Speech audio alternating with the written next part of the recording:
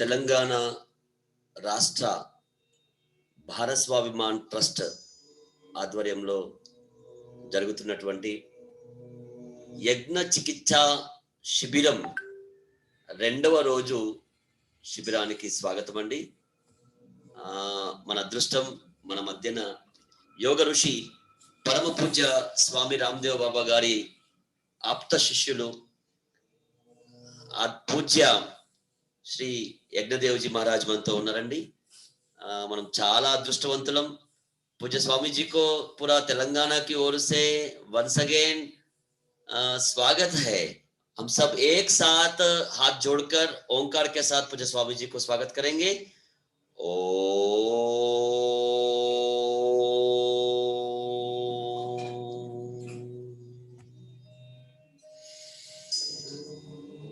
बहुत बहुत धन्यवाद।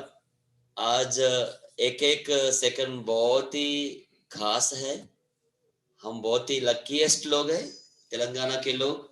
पूज्य स्वामी जी महाराज हम बहुत तत्पर भी है आपसे सीखने के लिए और हमारा जीवन बदलने के लिए। पूज्य स्वामी जी जो चाहते हैं उसी के अनुरूप हमारा जीवन को संस्कृति के आधार पर जीना चाहते हैं। जो आप सिखाना चाहते हैं हम सीखेंगे, हमारे जीवन में बदलेंगे। कल जो आप सिखाया है यज्ञ विधि बहुत ही हम लोग एक एक शब्द को समझने के लिए कोशिश किया और तेलुगु में भी ट्रांसलेट करने के लिए कोशिश किया हूं मैं। लोग सभी बहुत ही उत्सुक है चिकित्सा के दृष्टि से कौन सा जड़ी बूटी से किस तरीके से हो सकते हैं, क्या हो सकते हैं, बहुत ही उत्सुक है।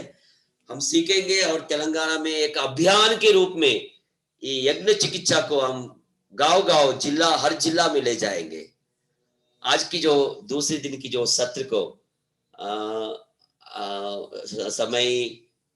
समय को दृष्टि में रखते हुए स्वामी जी के हाथ में रख रहा हूं। आज आदरणीय महिला पतंजलि के प्रभारी मंजूश्री दीदी भी आ सकते हैं और पतंजलि प्रभारी श्री शिवली जी भी आ सकते हैं। तेलंगाना के सभी जो पार्टिसिपेट होने वाला है सब लोग जुड़ रहे हैं। అందరికి నేను విన్నపమండి, దయచేసి పూజ్య స్వామీజీని మనం ఫాలో అవుదాం। ఈ రోజు మన అదృష్టం गुजरात गांधीनगर से नेहा व्यास दीदी जी भी जुड़े हैं। उनको तेलंगाना की ओर से स्वागत है। आपको दीदी जी आपको स्वागत, बहुत बहुत धन्यवाद। मैं पूज्य स्वामी जी के आज की मंच को आज की सत्र को आगे बढ़ाने के लिए मैं आमंत्रण करता हूँ। ओवर टू पूज्य स्वामी जी महाराज।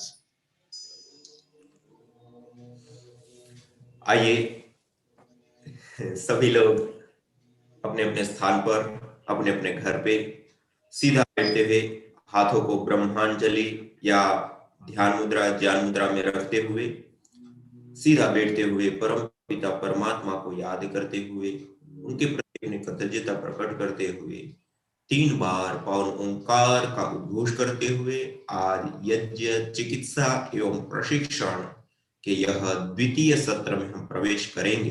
तो आइए सभी लोग सीधा बैठते हुए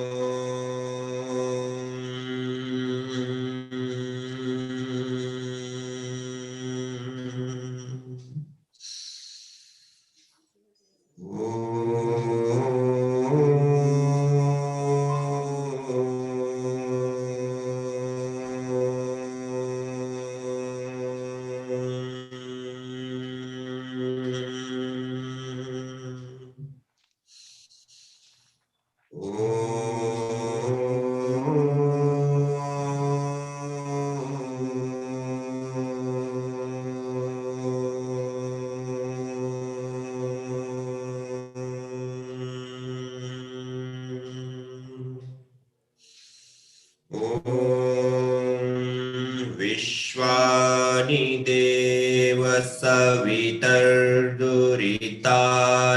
परासुवा यद्भद्रं तन्न आसुवा।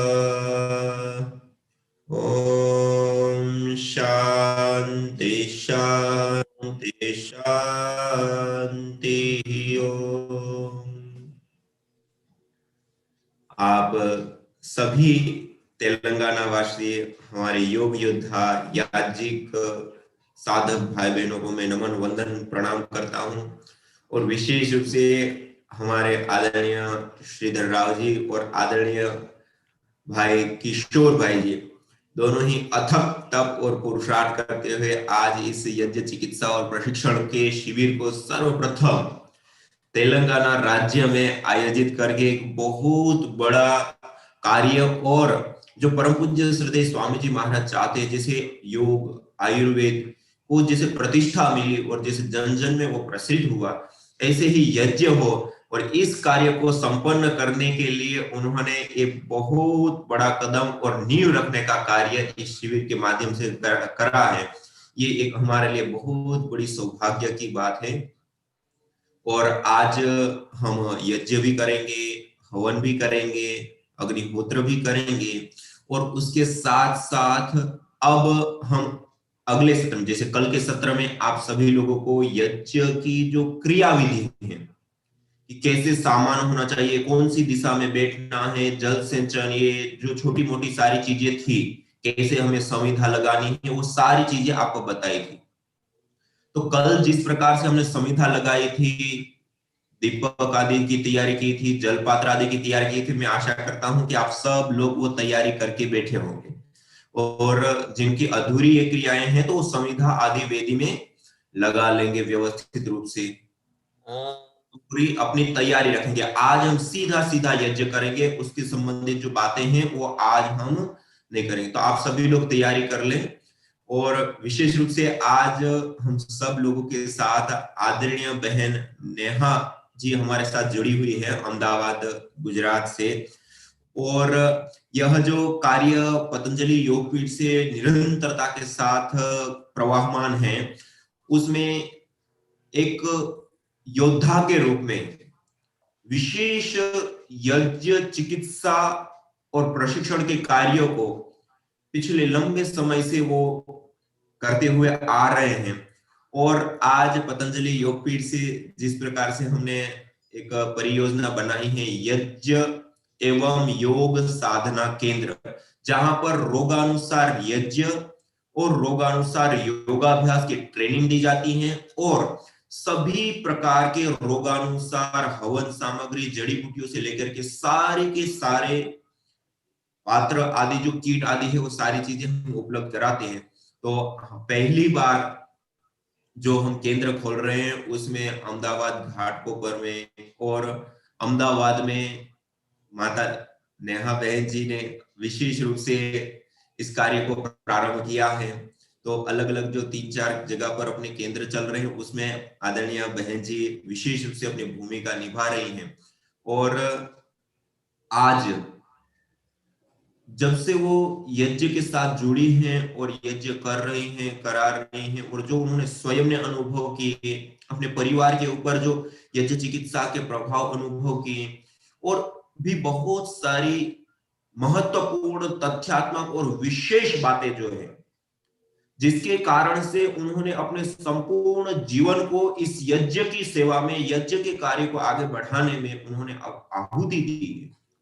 तो वो जो महत्वपूर्ण तथ्यात्मक बातें हैं वो आज हम सबके सामने रखेंगे। और जब हम यज्ञ चिकित्सा कराते हैं लोगों को, तो किस प्रकार से हम यज्ञ कराते हैं वो सीधा यज्ञ भी वो वहां से हमें दिखाएगी, यज्ञ भी करेंगे हम सब लोग मिल करके। तो आप यज्ञ वेदी की ओर वीडियो कर लेंगे तो सभी लोग देख पाएंगे थोड़ा सा। तो आज हम सभी लोग यज्ञ से शुरुआत करेंगे, हवन करेंगे, अग्निहोत्र करेंगे जो चिकित्सा यज्ञ है, और चिकित्सा यज्ञ हवन के साथ साथ हम शुरुआत करते हुए फिर आगे के क्रम में आदरणीय बहन नेहा जी हमें विशेष रूप से जो यज्ञ चिकित्सा और प्रशिक्षण हम करते हैं उस प्रशिक्षण में जो महत्वपूर्ण तथ्यात्मक बातें और कुछ ऐसे ज्वलंत उदाहरण जो विशेष रूप से यज्ञ की जो महत्ता है, यज्ञ का जो प्रभाव है उसको उजागर करने वाले हैं, उसको वो हमारे सामने रखेंगे, बताएंगे।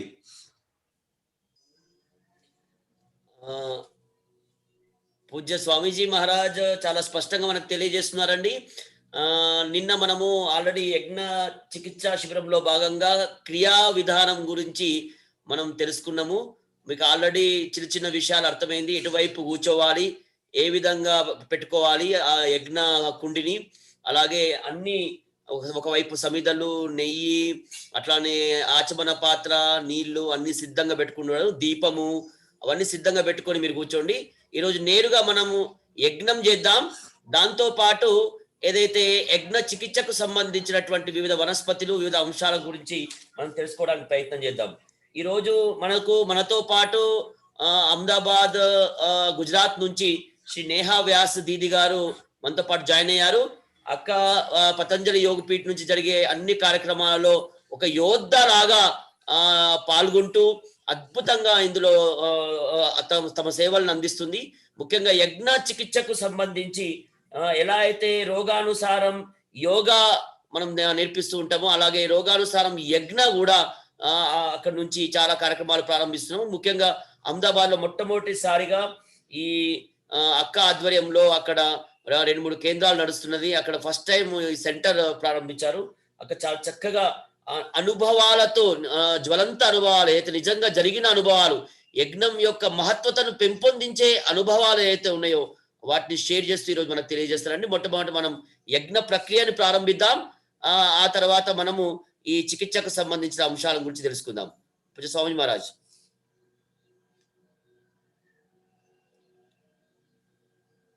ओम।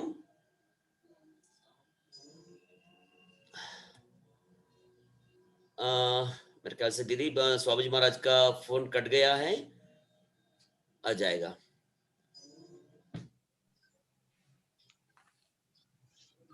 ओम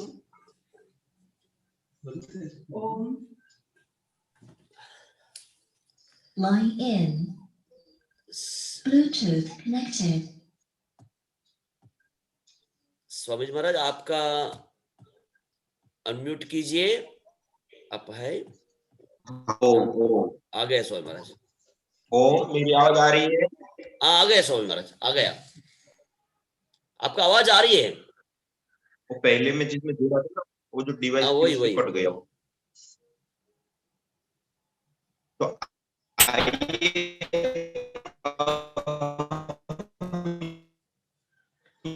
थोड़ा सा डिस्टर्बेंस है आपका ऑडियो।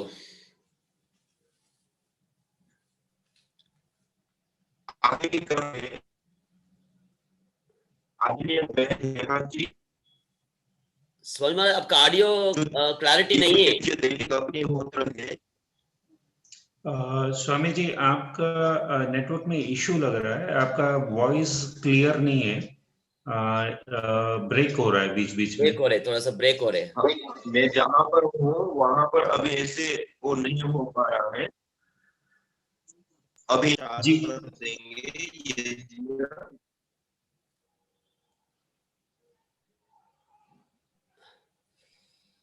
जी स्वामी जी, आपके जहां तक मैं समझ रहा हूँ आप कह रहे हैं कि यज्ञ का प्रारंभ करें। जी जी जी, आप वहां से चालू कर दीजिए। जी जी जी जी जी, मैं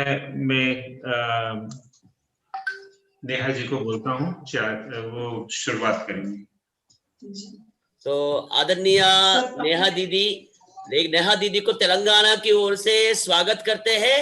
हम सभी एक साथ ओंकार के साथ दीदी को स्वागत। ओम।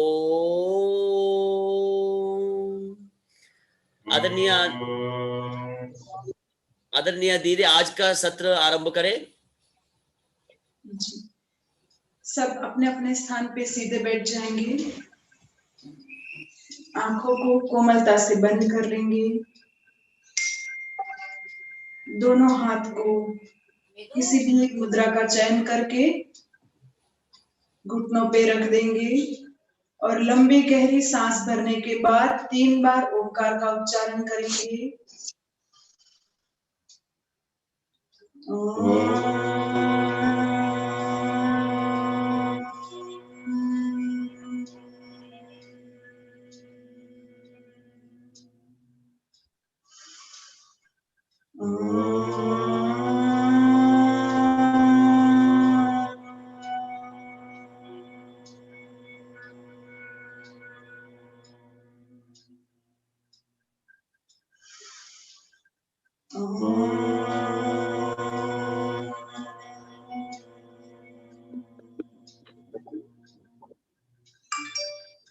गायत्री मंत्र बोलेंगे।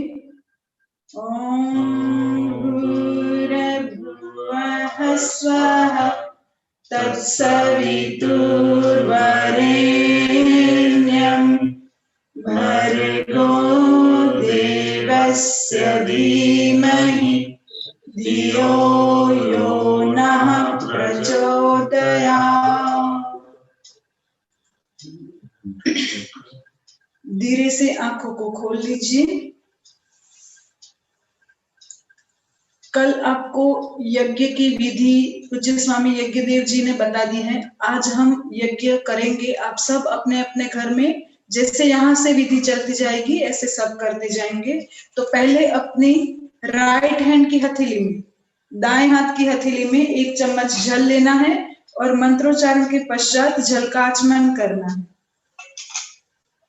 ओम अमृतोपस्त्रमसि स्वाहा।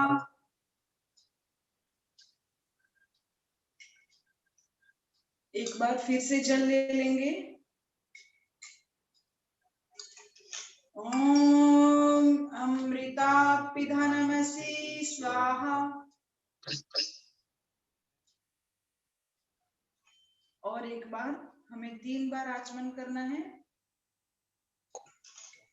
ओम सत्यं यशः श्रीर्मयि श्री श्रयतां स्वाहा। थोड़ा सा जल लेके हाथ को एक पात्र में धो लेंगे।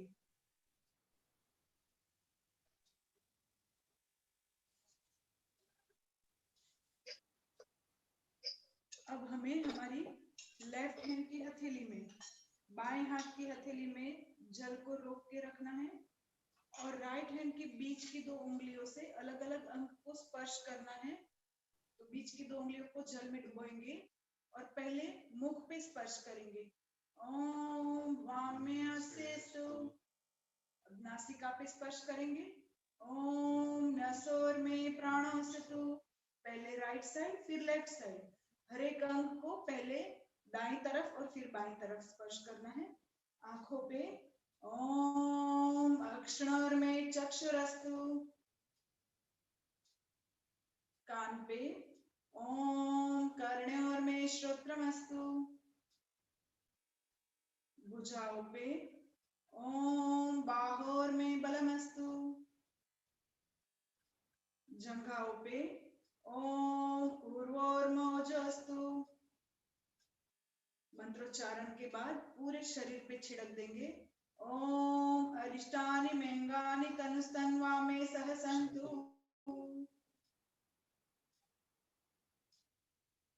अब हम ईश्वर स्तुति प्रार्थना उपासना करेंगे। तो अपने मन को शांत रख के, स्थिर रख के परमपिता परमेश्वर का ध्यान करने का प्रयास करें। आंखें बंद कर ले। ओम विश्वानि देव सविता दुरितानि परासुव यद्भद्रं तन्नहासुव हिरण्यगर्भः संवर्तताग्रे भूतस्य जातः पतिरेक आसीत् सदाधार पृथिवीं ध्यामुदेम कस्मै देवाय हविषा विधेम य आत्मदा बलदा यस्य विश्व उपासते प्रशिशं यस्य देवाः यस्य छायामृतं यस्य मृत्युः तस्मै देवाय हविषा विधेम। ओम य प्राणतो निमिषतो महित्वैक इत्राजा जगतो बभूव यैषे अस्य द्विपदश्चतुष्पद कस्मै देवाय हविषा विधेम। ओम येन द्यौरुग्रा पृथिवी च दृढा येन सह सभितं येन नाकः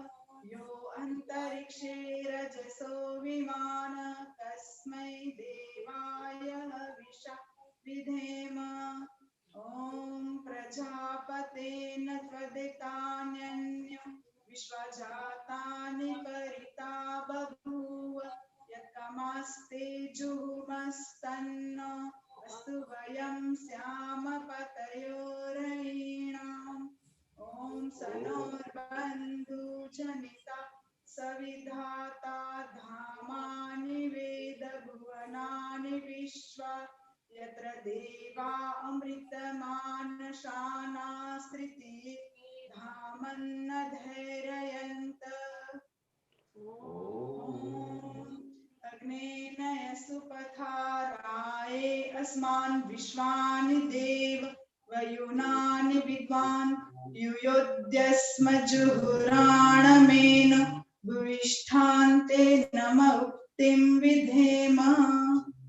इति ईश्वर स्तुति प्रार्थना उपासना। अब दीप प्रज्वलन कर लेंगे। आप सब ने दीपक रखा होगा यज्ञ वेदी के पास, तो उसको प्रज्वलित कर लेते हैं। ओम भूर्भुवः स्वः।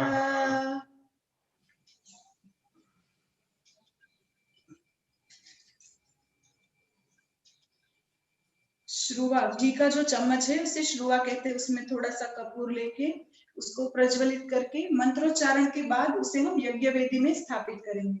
ओम भूर्भुवस्वधोरिव भूम्ना पृथिवीव वरिण्मा तस्यास्ते पृथिवी देवयजनी पृष्ठेऽग्नि मन्नादमन्ना ध्यायादधे।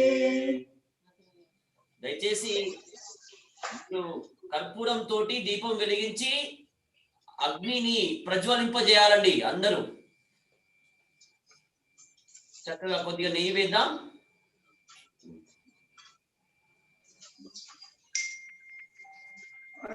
अब हम थोड़ा सा घी या तो छोटी छोटी समिधाओं को रख देंगे यज्ञ वेदी के बीच में। ओम उद्बुद्ध स्वाग्ने प्रतिजागृहि त्वमिष्टापूर्ते संसृजेथामयं च अस्मिन् सदस्ते अद्युतरस्मिन् विश्वे देवा यजमानश्च सीदत।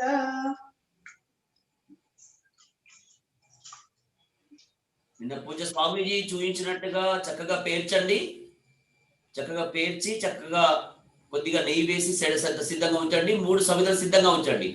దీని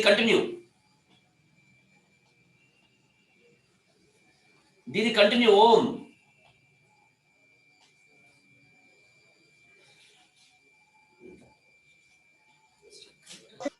ओम अयंत इद्म आत्मा जात वेदसेन द्यस्वर्धस्वचेद्वर्धय चास्मान् प्रजया पशुभिर्ब्रह्मवर्चसेन्नाना देन समेधय स्वाहा। इदमग्ने जात वेदसे इदन्नमम। समिधा को थोड़ा सा घी वाला करके स्वाहा के साथ यज्ञ वेदी के बीच में रख देना है। अब दूसरी समिधा को घी वाली कर देंगे। ओम समिधाग्नि दुवस्यत घृते बोधयतातिथिम् अस्मिन् हवया ज्योतन स्वाहा। इदमग्ने इदन्नमम। इस पे नहीं रखना है, आगे वाले मंत्र पे रखेंगे। ओम सुसमिधाग्नि ओम सुसमिधाय शोचिसे घृतं तीव्रं ज्योतन अग्ने जात वेदसे स्वाहा।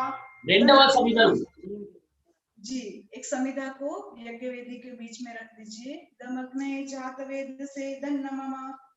ओम तन्त्वा समिद बिरंगिरो घृतेन वर्धयामसि प्रियच्छोचाय विश्च स्वाहा। एक और समिधा को रख लेंगे। इदम अग्ने अंगिरसे दन्नमम। 5 आहुति हमें केवल घी की देनी है। जब स्वाहा बोलेंगे तो घी की आहुति हमें यज्ञ वेदी में समिधाओं के ऊपर देनी है। दीदी आप अनुमति दिया तो बीच बीच में तेलुगु में कहेंगे ना, जिससे उनको समझ में आएगा।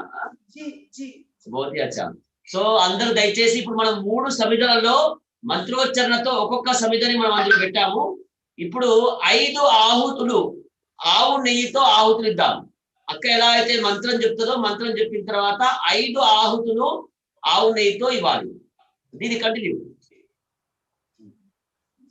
ओम अयंत इद्म आत्मा जात वेदसेन द्यस्वर्धस्वचेद्वर्धय चास्मान् प्रजया पशुभिर्ब्रह्मवर्चसेन्नाना देन समेदय स्वाहा इदमग्ने जातवेदसे इदन्न मम ओम अयंत इद्मात्मा जातवेदसेन् दस्ववर्धस्व चेद्दवर्धय चास्मान् प्रजया पशुभिर्ब्रह्मवर्चसेन्नानादेन समेदय स्वाहा इदमग्ने जातवेदसे इदन्न मम ओम अयंत इद्मात्मा जातवेदसेन् दस्ववर्धस्व चेद्दवर्धय चास्मान् प्रजया पशुभिर्ब्रह्मवर्चसेन्नाना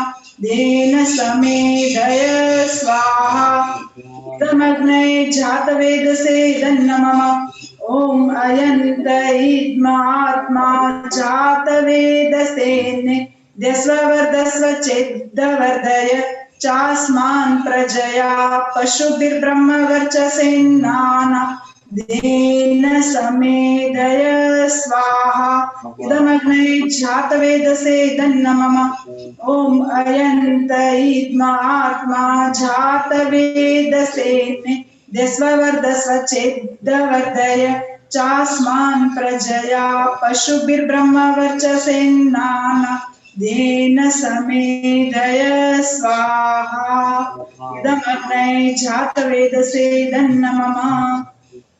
अब हम जल सिंचन करेंगे।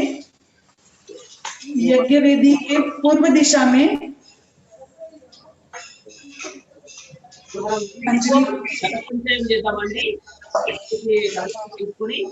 యజ్ఞం చుట్టూరుగా ఫస్ట్ పూర్వ దిశలో చేయాలి తూర్పు దిశలో ఓం అదిత్యానుమన్య స్వ ఒక దార లాగా వేయాలండి తూర్పు దిశలో ఇట్లా పొడవుగా पश्चिम दिशा में ओम अनुमते अनुमन्य स्व పడమర దిశలో వేయాలి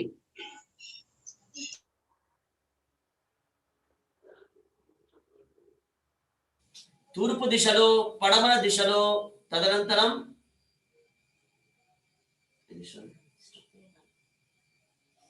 ఓం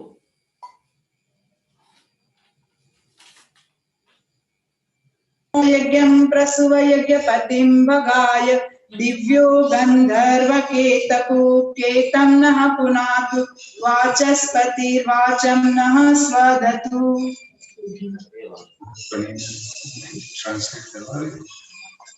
మూడు దిశలు ఈశాన్యం నుంచి మూడు దిశలు రావాలండి 4 దిశలు రావాలి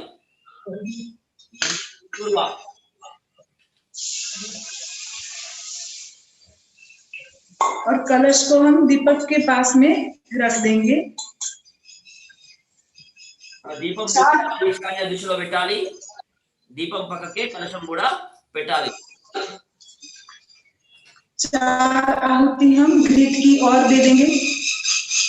ओम अग्नये स्वाहा इदम अग्ने इदन्न मम ओम सोमाय स्वाहा इदम सोमाय इदन्न मम ओम प्रजापते स्वाहा इदम प्रजापते इदन्न मम ओम इंद्राय स्वाहा इदम इंद्राय इदन्न मम। अब आप सब लोगों के पास सामग्री रखी होगी तो एक व्यक्ति घी की आहुति दे और एक व्यक्ति सामग्री की आहुति बीच की 2 उंगली और अंगूठे के बीच में जितनी मात्रा में आएगी उतनी ही हमें स्वाहा के साथ यज्ञ कुंड में आहुति देनी है। तो शुरू करेंगे। पहले प्रातःकालीन मंत्र और फिर सायंकालीन मंत्र से हम आहुति देंगे। మంత్రము రెండు వైపులు దిద్దామండి ఒకవైపు ఒకరు నెయ్యితోటి ఆహుతి ఇవ్వాలి ఒకరు యజ్ఞ సామాగ్రితో ఆహుతి ఇద్దాం చక్కగా శ్రద్ధతోటి భావంతోటి ఆచమనం చేసినట్టుగా ఈ విధంగా చక్కగా వేద్దామండి ओम सूर्यो ज्योति ज्योति सूर्य स्वाहा ओम सूर्यो वर्चो ज्योति वर्चः स्वाहा ओम ज्योति सूर्य सूर्यो ज्योति स्वाहा ओम सजुर्देवेन सवित्रा सजुर्षसेन्द्रवत् प्रत्यजुषाणः सूर्यो वेतु स्वाहा। ये हमारे प्रातःकालीन मंत्र की आहुति होगी, परंतु हम दिन में एक ही बार यज्ञ कर रहे हैं, तो हम प्रातः और सायंकालीन दोनों मंत्रों की एक साथ ही आहुति दे देंगे। ओम अग्नि ज्योति ज्योतिरग्नि स्वाहा।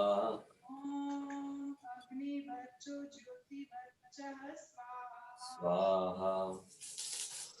मौन मंत्र है, मन में बोलना है अग्नि ज्योति ज्योतिरग्नि। ओम स्वाहा। ओम सजुर्देवेन सवित्रा सजुरात्रेन्द्रवत्याजुषाण अग्निर्वेतु स्वाहा। ओम भूरग्नये प्राणाय स्वाहा। इदमग्ने प्राणाय इदं नमः। ओम भूर्वायवे पानाय स्वाहा। इदं वायवे पानाय इदं नमः। ओम स्वरादित्याय व्यानाय स्वाहा। इदमादित्याय व्यानाय इदं नमः। ओम भूर्भुवः स्वरग्निवायवादित्येभ्यः प्राणापानव्यानेभ्यः स्वाहा। इदमग्निवायवादित्येभ्यः प्राणापानव्यानेभ्यः इदं नमः। ओम आपो ज्योतिरसोमृतं ब्रह्म भूर्भुवः स्वरो स्वाहा। ओम हम एक आहुति देंगे हमारी बुद्धि शक्ति, मेधा शक्ति के लिए। ओम यां मेधां देवगणाः पितरिषोपासते तयामा मध्य मेधयाग्ने मेधाविनं कुरु स्वाहा। ओम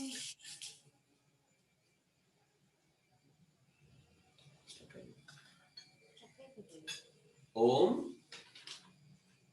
विश्वानि देव सविता। ओम अग्नेनय सुपथा राये अस्मान् विश्वानि देव वयुनानि विद्वान् युयोध्यस्मज्जुहुराणमेनो भूयिष्ठान्ते नमस्तें विधेम स्वाहा। ओम 3 आहुति हम गायत्री मंत्र की देंगे। ओम भूर्भुवः स्वाहा तत्सवितुर्वरेण्यं भर्गो देवस्य धीमहि धियो यो नः प्रचोदयात् स्वाहा। ओम भूर्भुवः स्वः तत्सवितुर्वरेण्यं भर्गो देवस्य धीमहि धियो यो नः प्रचोदयात् स्वाहा। ओम भूर्भुवः स्वः तत्सवितुर्वरेण्यं भर्गो देवस्य धीमहि धियो यो नः प्रचोदयात् स्वाहा। एक महामृत्युंजय मंत्र के द्वारा आहुति देंगे हम।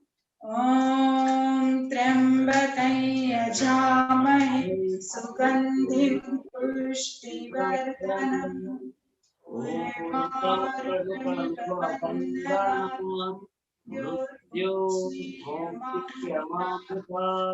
स्वाहा। और पूर्णाहुति की 3 आहुति देंगे। ओम सर्वं वै पूर्णं स्वाहा। ओम सर्वं वै पूर्णं स्वाहा। ओम सर्वं वै पूर्णं स्वाहा। तो ये यहाँ पर हमारा यज्ञ समाप्त हो गया। अब आवश्यकता लगने पर हमें थोड़ी सी घी की आहुति दे सकते हैं, परंतु सामग्री की आहुति अब हम नहीं देंगे।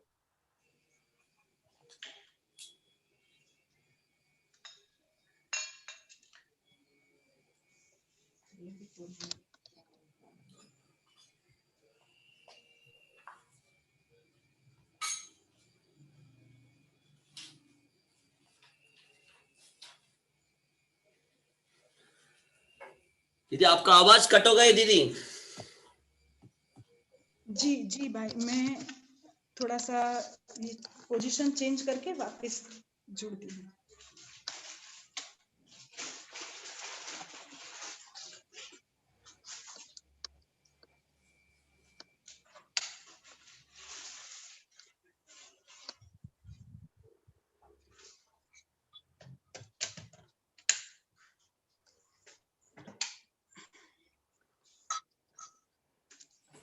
మనము యజ్ఞ విధి విధానాన్ని ఆదరణీయ నేహా దీది ద్వారా చూసాం. మనం చాలా సరళంగా మన ఇంట్లో మనం తక్కువ సమయంలో చక్కగా 15 నిమిషాల్లో యజ్ఞం చేసుకోవచ్చు. తర్వాత ఎలా మనము ఒక్కొక్క జడిబూటి తోటి దాన్ని ఆస్వాదించాలి అనేది మనం మెల్లమెల్లగా తెలుసుకుందాం. ఆదరణీయ దీది గారు కంటిన్యూ చేస్తారండి. దీది ప్లీజ్. जी, बहुत अच्छा लग रहा है। सब लोगों ने अपना अपना वीडियो भी ऑन रखा है और प्रातःकाल की इस शुभ घड़ी में आप सब लोग यज्ञ कर रहे हो। ये देख के ही बहुत सुंदर वातावरण लग रहा है। आप सब लोगों का धन्यवाद और पूज्य स्वामी जी का भी धन्यवाद। आप तेलंगाना की जो टीम है वो सब बहुत ही अच्छा कार्य कर रही है और मुझे यहाँ पे अवसर दिया, इसके लिए विशेष रूप से आप सबको एक बार फिर से मैं धन्यवाद कहना चाहूंगी। जी जी, आदरणीय भाई किशोर भाई, जहाँ पे भी रुकना होगा आप जरा मुझे बता दीजिएगा। हाँ दीदी आप बताइए, मैं बीच बीच में रोकते हुए तेलुगु में बोलूंगा। जी जी जी, ठीक है। तो आप सब लोगों ने कल पूज्य स्वामी जी के साथ ये जाना होगा कि हमें यज्ञ क्यों करना है और कैसे करना है। और आप सब पवित्र आत्माएं हैं जो ये कार्य से जुड़े हैं, है ना, क्योंकि बहुत सारे लोग हैं पूरे विश्व में, परंतु कुछ ही लोग हैं जो यहाँ पर जुड़ सके हैं और ये लाभ ले सके हैं। तो हम विशेष स्वामी जी के योद्धा है, योग योद्धा तो है ही, उसके साथ हम यज्ञ के भी योद्धा बन गए हैं। तो हमें लोगों को बीमारी से मुक्त करने के लिए जैसे आज तक हम योग सिखाते रहे सभी को, वैसे ही आगे यज्ञ भी सिखाना है और चिकित्सा के रूप में उनको यज्ञ बताना है सभी लोगों को। हमारे पास आने वाले साधकों को, हमारे पास आने वाले बीमारों को हमें स्वस्थ करना है। योग और यज्ञ की और आयुर्वेद, ये तीनों चीजों को साथ में रखते हुए, ठीक है। तो आज मैं थोड़ी सी आपसे बात करना चाहूंगी कि ये हमारे स्वास्थ्य पे यज्ञ कैसे प्रभाव करता है। तो जैसे हम सब जानते हैं कि यज्ञ जो है वो हमारी संस्कृति का मूल है, तो उसे हमें देने के पीछे, यज्ञ करने के पीछे हमारे ऋषियों का कुछ ना कुछ तो तात्पर्य रहा ही होगा, कुछ ना कुछ उसके पीछे विज्ञान भी रहा होगा, जुड़ा होगा, है ना। बहन, एक बहन के यहाँ पे बहुत धुआं हो रहा है, तो थोड़ा सा घी डाल दीजिए। ఎవరైతే పొగ బాగా వస్తుందంటే అర్థమైంది, మీరు ఏదైతే సమిధలు ఉన్నాయి కదా, ఆ సమిధలు మీరు సరిగ్గా పెట్టలేదు, అందుకోసము అది ఆరిపోతుంది. అట్లా కాకుండా కొద్దిగా నెయ్యి పోయండి. మీ దగ్గర ఏదైతే ఈ హారతి కర్పూరం ఉంటుంది కదా, హారతి కర్పూరం చూర చేసి అందులో వేసేయండి. హారతి కర్పూరం చూర చేసి అందులో వేయండి, ఆటోమేటిక్ గా పొగ వెళ్ళిపోయి మీకు మళ్ళీ అగ్ని ప్రజ్వాలన జరుగుతుందండి. సో ముఖ్యంగా అన్నపూర్ణ బహన్, చరణన్న, थोड़ा सा वो आप उसका ఏంది మన ఆరతి కర్పూరం వేయండి, కొద్దిగా నెయ్యి వేయండి. నెయ్యి వేస్తే ఆటోమేటిక్ గా మీకు వచ్చేస్తుందండి. ఈరోజు దీది గారు చాలా బాగా చెప్తున్నారు. మనకి ఏదైతే మనం యజ్ఞ క్రియా విధానం తెలుసుకున్నాం ఇప్పటిదాకా, పూజ్య స్వామీజీ యోగ ద్వారా ఒక రోగాలను నయం చేసే ప్రయత్నం చేశారు. యోగతో పాటు ఆయుర్వేదము, అలాగే మన ఇప్పుడు యజ్ఞం కూడా మనం నేర్పియాలి.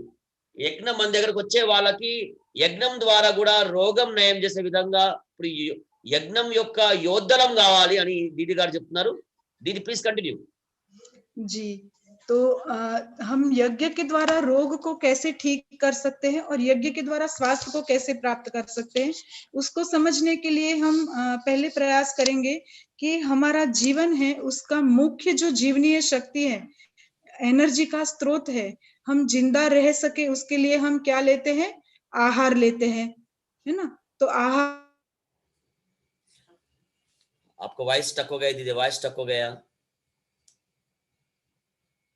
ओम आहार हम कितने प्रकार से लेते हैं, 3 प्रकार। लिक्विड आहार, प्रवाही द्रव्य आहार, जो हम दूध, पानी, दाल, सूप आदि के स्वरूप में लेते हैं। और तीसरा है वायु स्वरूप में हम जो आहार लेते हैं, गैसियस, वो आहार। ये 3 प्रकार से हम अपने जीवन को चलाने के लिए आहार का ग्रहण करते हैं। तो इसमें हम ये देखने का प्रयत्न करेंगे कि अगर हम ठोस आहार दिन में 3 से 4 बार ले रहे हैं, हमें पता है सबको, और जो लिक्विड आहार भी है वो भी हमें पता है कि आज हमने 2 ग्लास दूध पिया या 4-5 ग्लास पानी पिया, है ना। और वायु कितनी बार ली किसी को पता नहीं है। आप में से किसी को पता है क्या कि हम कितनी बार वायु लेते हैं? नहीं पता, है ना। तो इससे क्या पता चलता है कि सबसे ज्यादा मात्रा में निरंतर चलता रहता है वायु का प्रवाह। तो सबसे ज्यादा मात्रा में जो हम ग्रहण करते हैं आहार, वो गैसियस वायु स्वरूप का आहार है। दूसरी बात कि जो हम अगर बिना भोजन के भी रहेंगे तो 2 से 3 महीना कोई भी व्यक्ति बिना अन्न के भी जीवित रह सकता है, और बिना वायु के बिना पानी के, बिना जल के भी 2 से 3 सप्ताह जीवित रह सकते हैं। परंतु बिना वायु के हम 2 मिनट भी, 1 मिनट भी नहीं रह सकते, है ना। तो इससे क्या पता चलता है, सबसे ज्यादा महत्वपूर्ण और सबसे ज्यादा मात्रा में लिए जाने वाला भोजन हमारा वायु है। ठीक है। तो वायु को शुद्ध करने के लिए और पौष्टिक करने के लिए हम क्या करते हैं? जी भाई आप बता दीजिए। बहुत ही अच्छा बताया है। సో దయచేసి మనం అందరము ఈ రోజు ఏదైతే యజ్ఞం యొక్క మహత్వత గురించి తెలుసుకుందాం. ముఖ్యంగా మనము ఏదైతే యజ్ఞం ద్వారా రోగాలను ఎలా నయం చేద్దాం, ఆరోగ్యం ఎలా పొందుదాం, ఈ విషయం పైన తెలుసుకునే ప్రయత్నం చేద్దాం. సో మనందరికీ తెలుసు, మనము ఆరోగ్యం కోసం ఆహారం తీసుకుంటాం. ఈ ఆహారం ఎన్ని రకాలు తీసుకుంటాం? 3 రకాల ఆహారం మనం తీసుకుంటాం. ఒకటోది ఘన పదార్థం, ఏదైతే అన్నం కావచ్చు, కూరగాయలు కావచ్చు, ఇవన్నీ కూడా రోజు 3 నుంచి 4 సార్లు మనము ఘన పదార్థం రూపంలో తీసుకుందాం. రెండవది ద్రవ పదార్థం, నీళ్లు గాని, పాలు గాని, రసాలు గాని, ద్రవ పదార్థాల రూపంలో కూడా మనము ఆహారం తీసుకుంటాం. మూడవది వాయు రూపంలో కూడా ఆహారం తీసుకుంటాం. సో మనందరికీ తెలుసు, అన్నం అయితే 3-4 సార్లు తీసుకుంటాము, ద్రవ పదార్థం అయితే మనము నీళ్లు, పాలు తీసుకుంటూనే ఉంటాము. కానీ వాయువు ఎన్నిసార్లు తీసుకుంటాం? వాయువు నిరంతరంగా తీసుకుంటాం. సో అన్నిటికంటే ఎక్కువ శాతం తీసుకునే ఆహారం ఏ రూపంలో ఉంది? వాయు రూపంలో ఉంది. దీన్ని బట్టి మనం అర్థం చేసుకోవచ్చు వాయువు ఎంత ప్రధానమని. రెండవ అంశం ఏంటంటే, అన్నం లేకుండా కూడా మనం 3-4 నెలలు ఉండొచ్చు, ఉపవాసం ఉండొచ్చు. నీళ్లు లేకుండా కూడా కనీసం 1 వారం రోజులు, 2 వారం రోజులు ఉండొచ్చు. కానీ వాయువు, గాలి తీసుకోకుండా ఉండగలమా? ఉండలేము, ఒక్క క్షణం కూడా ఉండలేము. సో అలాంటప్పుడు వాయువు ఎంత ఇంపార్టెంట్, మన చుట్టూ ఉన్న వాయువుని శుద్ధి చేసుకొని తీసుకోవాల్సిన అవసరం ఉందని అక్క చాలా బాగా చెప్పారండి. అక్క ప్లీజ్ దీदी कंटिन्यू। जी, तो हम जो भी अन्न, सब्जी, फल, फ्रूट जो भी हम लाते हैं मार्केट से, तो अच्छी क्वालिटी का लेके आते हैं, फिर उसको अच्छे से सफाई भी करते हैं, फिर हम उसका प्रयोग करते हैं। और पानी के लिए भी हम अपने घर में प्योरीफायर वगैरह कुछ ना कुछ लगा के रखते हैं, पानी उबाल के पीते हैं, छान के पीते हैं। और वायु की शुद्धि के लिए हम कुछ करते हैं क्या? वो नहीं करते, वही तो प्रॉब्लम है जी।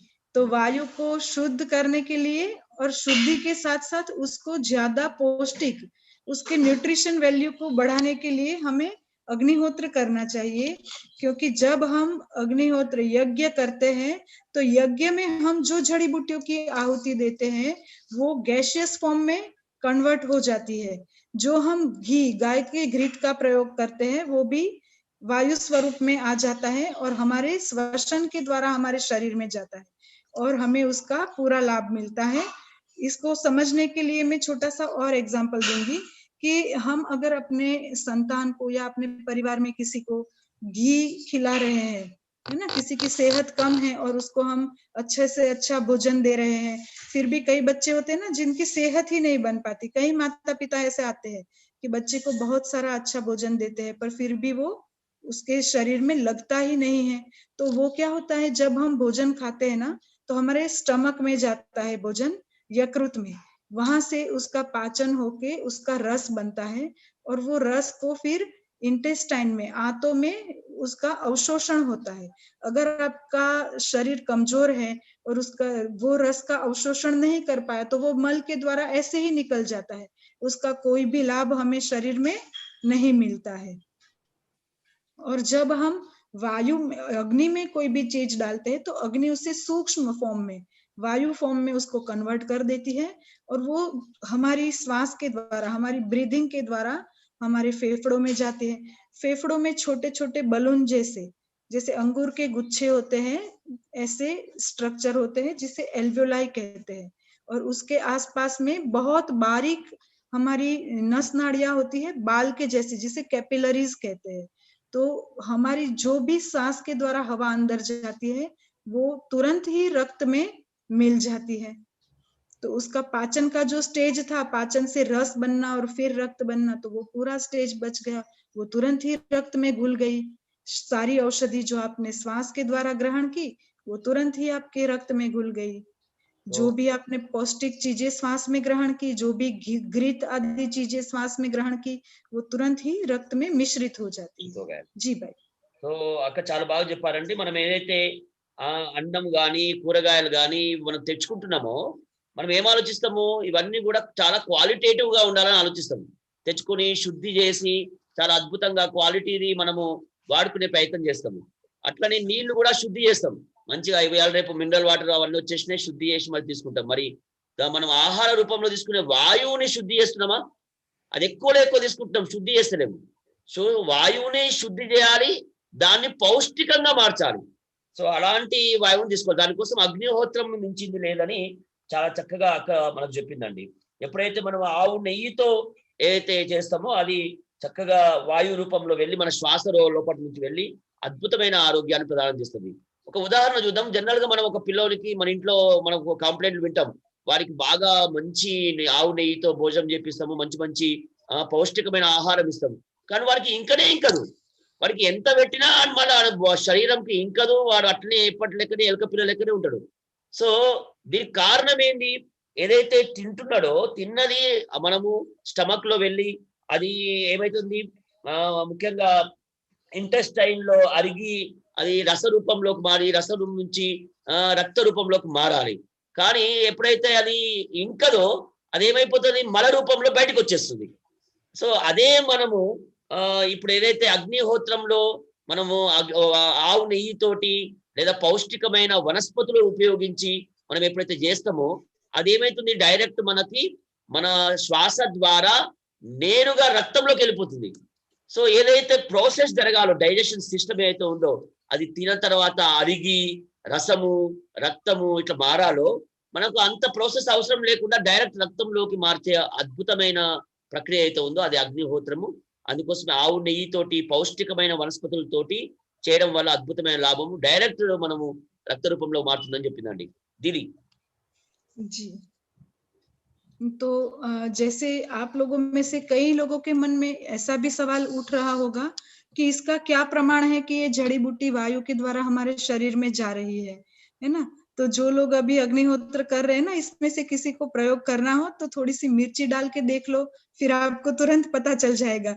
जो मिर्ची का तीव्र प्रभाव होगा ना, तो आपके आसपास वाले लोग भी आपसे पूछेंगे कि आप ये क्या कर रहे हो, इतना तीव्र इसका प्रभाव होता है। पर हम जो घृत जड़ी बूटी आदि चीजें डालते हैं उसका प्रभाव मंद होता है, माइल्ड होता है, तो वो हमें इतना स्ट्रांगली फील नहीं होता है, पर उसका भी प्रभाव हमारे शरीर पे होता ही है। और अग्नि में एक गुण है कि वो किसी भी चीज को अपने जैसा, अग्नि सबसे सूक्ष्म है, पंच महाभूत में सबसे सूक्ष्म जो है वो अग्नि है, और वो हर एक चीज को अपने जैसा बना लेती है। तो हम जो भी जड़ी बूटी डालते हैं वो सूक्ष्म फॉर्मेट में हो जाती है, और वो किसी भी चीज को अपने पास नहीं रखती। अग्नि 100 टाइम मल्टीप्लाई करके उसको वातावरण में वापस छोड़ देती है, और वातावरण के द्वारा हमें उसका लाभ मिलता है, वायुमंडल के द्वारा। ठीक है, तो हम ये भी समझने का प्रयास करेंगे कि इसका हमारे स्वास्थ्य पे कैसे असर हो सकता है। तो कहीं जी, సో చాలా బాగా దీది గారు చెప్పారండి. మనకు సంశయం రావచ్చు, ఏదైతే వనస్పతి వేసి యజ్ఞం చేస్తున్నామో ఇది నిజంగా మన శ్వాసతో వెళ్ళి మన పైన ప్రభావం పడుతుందా అని. 100% పడుతుంది. మీరు ఉదాహరణకు ఒకసారి అగ్నిలో కొద్దిగా మిరపకాయలు వేసి చూడండి, వెంటనే మనకు అది దాని ప్రభావం చూపిస్తుంది. పక్కోళ్ళు కూడా అడుగుతారు, అరే ఏం వేస్తున్నావు, ఏం గడబడి చేస్తున్నావు అని. అంటే అర్థమైంది, గాలిలో గాలి శ్వాస గాలి రూపంలో ఏదైతే మారిందో అది శ్వాసలో వెళ్ళి అద్భుతంగా ప్రభావం చేస్తుంది. అందుకోసమే ఆవు నెయ్యితో చేసే అగ్నిహోత్రము లేదా వనస్పతి శ్రేష్టమైన వనస్పతి చేసే అగ్నిహోత్రం వల్ల అద్భుతమైన ప్రభావం పడుతుంది. అగ్ని యొక్క ఏంటంటే పంచమహాభూతాలలో ఈ అగ్ని ఎలాంటిదంటే అన్నిటికంటే సూక్ష్మమైంది. సో దీని గుణం ఏంది, నువ్వు ఏది వేసినా అది 100 రెట్లు మల్టిప్లై అయి తిరిగి మనకు వాతావరణంలోకి తెచ్చి ఇస్తుందండి. నువ్వు ఏదైనా వేయి దాన్ని 100 టైమ్స్ మన దాన్ని ఏంటంటే మల్టిప్లై అయిపోయి మనకు తిరిగి మనకే ఇస్తుంది వాతావరణంలో వాయు రూపంలో. కాబట్టి చాలా అద్భుతమైన ప్రభావం చేస్తుంది. మనం ఇప్పుడు దాని గురించి మనం తెలుసుకుందాం. దీని जी, तो हम अभी जो वातावरण में रह रहे हैं ना, हम प्राणायाम और योगाभ्यास तो सभी लोग कर रहे हैं, पर प्राणायाम के द्वारा हम कौन सी सांसें, कौन सी हवा को इनहेल कर रहे हैं, जो हवा हमारे शरीर में जा रही है वो हवा शुद्ध है क्या? तो अगर वो हवा शुद्ध नहीं होगी तो हमें उसका पूरा लाभ नहीं मिल पाएगा। तो अगर हमें प्राणायाम का भी पूरा लाभ लेना है तो योगाभ्यास से पहले एक बार आप यज्ञ कर लीजिए, और यज्ञ करने के बाद वही वातावरण में आप योगाभ्यास करें, तो आपको जो लाभ 1 महीने में मिलने वाला है वो शायद आपको 10 से 12 दिन में लाभ हो जाएगा, है ना। सिर्फ योगाभ्यास करने से उसका समय ज्यादा हो जाएगा, पर आप यज्ञ के साथ अगर योगाभ्यास करते हैं तो उसका लाभ भी आपको बहुत जल्द मिल सकता है। సో మనం జనరల్ గా మనం ఏదైతే ప్రాణాయామం చేస్తున్నాం మనం, కానీ మనం అయితే ఏ వాతావరణంలో మనం ఉన్నాం, మన వాతావరణంలో వాయువు శుద్ధి ఉందా? సో ప్రాణాయామం చేస్తున్నాము కానీ దాని యొక్క పూర్తి రిజల్ట్ ఏదైతే రావాలో అది ఎందుకు వస్తలేదంటే మన చుట్టూ అలాంటి శుద్ధమైన వాతావరణం లేకపోవడం. అందుకోసమే ఒకవేళ మనము అగ్నిహోత్రం యజ్ఞం చేసి అది కూడా శ్రేష్టమైన ఆవు నెయ్యి మరియు వనస్పతులతోటి మనం చేసి తర్వాత మనం ప్రాణాయామ చేస్తే ఎక్కువలో ఎక్కువ అద్భుతమైన రిజల్ట్ మనం చూడగలుగుతాం అని అక్క చెప్తున్నారండి. ప్లీజ్ దీని కంటిన్యూ.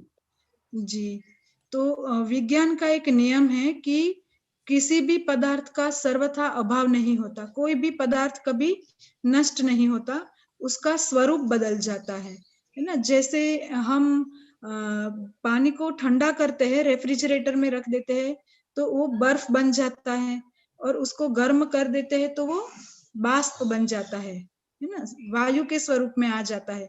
ऐसे ही हम जो भी जड़ी बूटियां अग्नि में डाल रहे हैं, हवन में हम आहुति दे रहे हैं, उसका स्वरूप चेंज हो जाता है और वो गैसियस फॉर्म में आके हमारे वातावरण में मिश्रित होके हमारे शरीर में जाती है और हमें उसका लाभ होता है। और इसके कई सारे प्रमाण हैं। जैसे योगाभ्यास कोई व्यक्ति जब स्वयं करेगा तभी उसको लाभ होगा, परंतु यज्ञ का लाभ ऐसे व्यक्ति को भी होता है जो स्वयं यज्ञ करने की परिस्थिति में नहीं है, जो कोमा में है ऐसे पेशेंट, या एपिलेप्सी के, या जिनका मानसिक संतुलन नहीं है ऐसे पेशेंट, बहुत सारे पेशेंट ऐसे हैं जिनके ऊपर हमने इसका विशेष रूप से लाभ देखा है कि जो स्वयं नहीं कर सकते पर उनके परिवार वाले उनके आसपास में यज्ञ करते हैं, और वो यज्ञ का जो धूम्र है वो उनके श्वास में जाता है और उससे उनको पूरा लाभ मिलता है। చాలా అద్భుతమైన విషయం చెప్పారండి. మనకు సైన్స్ లో ఒక నియమం ఉంది, మనందరికి తెలుసు. సైన్స్ లో ఏంటంటే ఏ పదార్థం కూడా అది నాశనం కాదండి, ఎక్దం చచ్చిపోదు పదార్థం అనేది. ఏ పదార్థమైనా దాని రూపం మారుతుంది.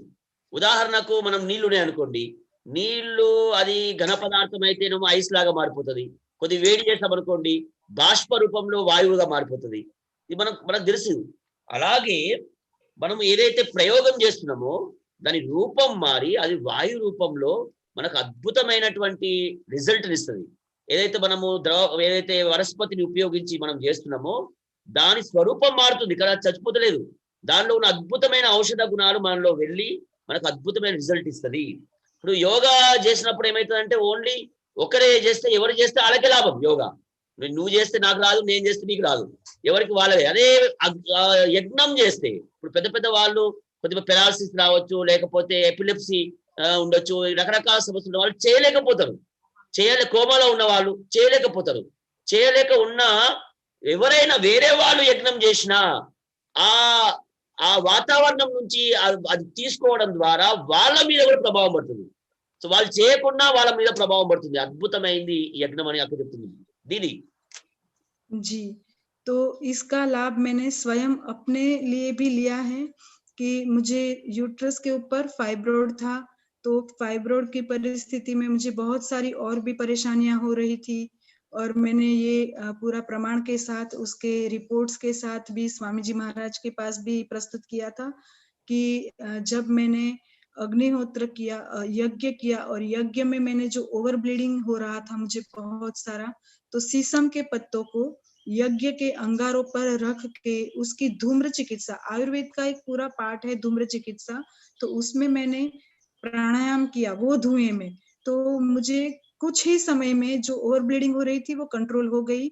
और निरंतर ये यज्ञ के धूम्र में प्राणायाम और योगाभ्यास, कपालभाति और अनुलोम विलोम आदि प्राणायाम करते रहने से मेरा जो प्रॉब्लम था वो 90% क्योर हो गया है। अभी वो रिपोर्ट के साथ है मेरे पास।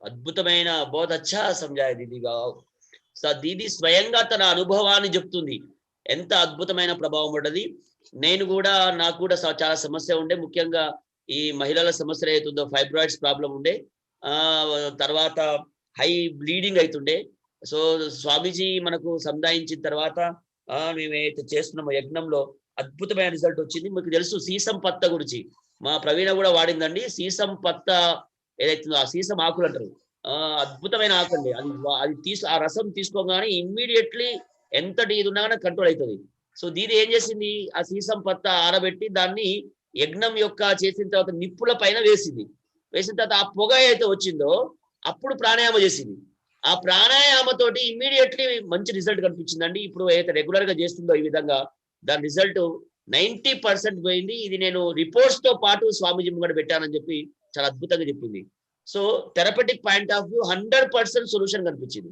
दीदी जी। और ऐसे ही अनुभव हमें दूसरे रोगियों का भी है। एक बहन दिव्या करके जो कोमा में थी, वो दिव्या बहन 8 महीने कोमा में रही। उनको ब्रेन का एक ऑपरेशन हुआ था, सर्जरी होने के बाद वो कोमा में चली गई थी। 5 महीने वो हॉस्पिटल में रही।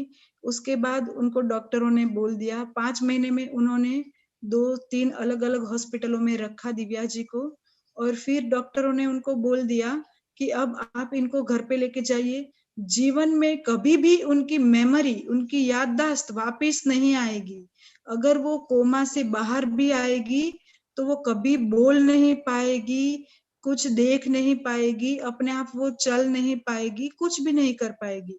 ये गारंटी दी थी कि उनकी याददाश्त को कभी आएगी ही नहीं। और जब उनके माता पिता निराश होकर उनको घर पे लेके आए तो किसी ने उनको बताया यज्ञ के बारे में, और उन्होंने हमारे घाटकोपर में आदरणीय नरसिंह भाई हैं, वो यज्ञ के द्वारा कई लोगों को मार्गदर्शन देते हैं। तो नरसिंह भाई के मार्गदर्शन में उन्होंने यज्ञ शुरू किया, और 2 महीने के बाद वो बेटी के शरीर के अंगों में हलन चलन शुरू हो गया। 3 महीने के अंदर वो बेटी कोमा से वापस बाहर आ गई।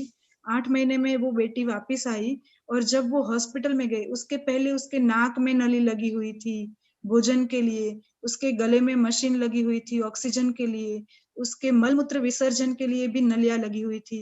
ऐसी परिस्थिति में उसको हॉस्पिटल से घर पे लेके आए थे। और अभी का जो एलोपैथी का महंगा ट्रीटमेंट है उसकी वजह से उनके माताजी पिताजी भी बहुत सारा पैसा खर्च कर चुके थे। 30 से 35 लाख रुपए उन्होंने खर्च कर दिए थे इस दौरान, और कुछ भी रिजल्ट उनको नहीं मिला था। पर जब वो बेटी घर पे आके वो सो रही थी, वो स्वयं तो कुछ कर नहीं पा रही थी, पर उनके माता पिता ने उनके पास में यज्ञ सुबह शाम दोनों समय करना शुरू किया।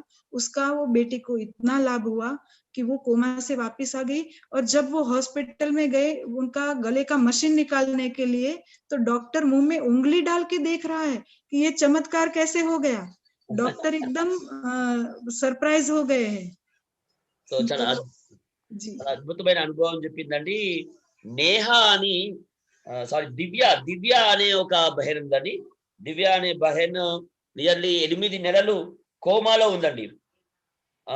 తర్వాత బ్రెయిన్ ఆపరేషన్ అయింది. సో 5 నెలలు హాస్పిటల్నే ఉండే. చాలా ప్రాబ్లమేటిక్ ఉండే. డాక్టర్స్ ఏమన్నారు, ఆ చెల్లెని ఇంటికి తీసుకుపోండిగా, ఈమె కష్టము, ఈమె జీవితంలో ఎప్పటికి కూడా ఆమెకు జ్ఞాపక శక్తి బయటికి రాదు, జ్ఞాపశక్తి రాదు, నడవలేదు, వచ్చినా ఒకవేళ వచ్చినా నడవలేదు, మాట్లాడలేదు, చాలా భయంకరంగా ఉంటది అని చెప్పేసి చెప్పారు. తల్లిదండ్రులు బాగా నిరాశపడరు.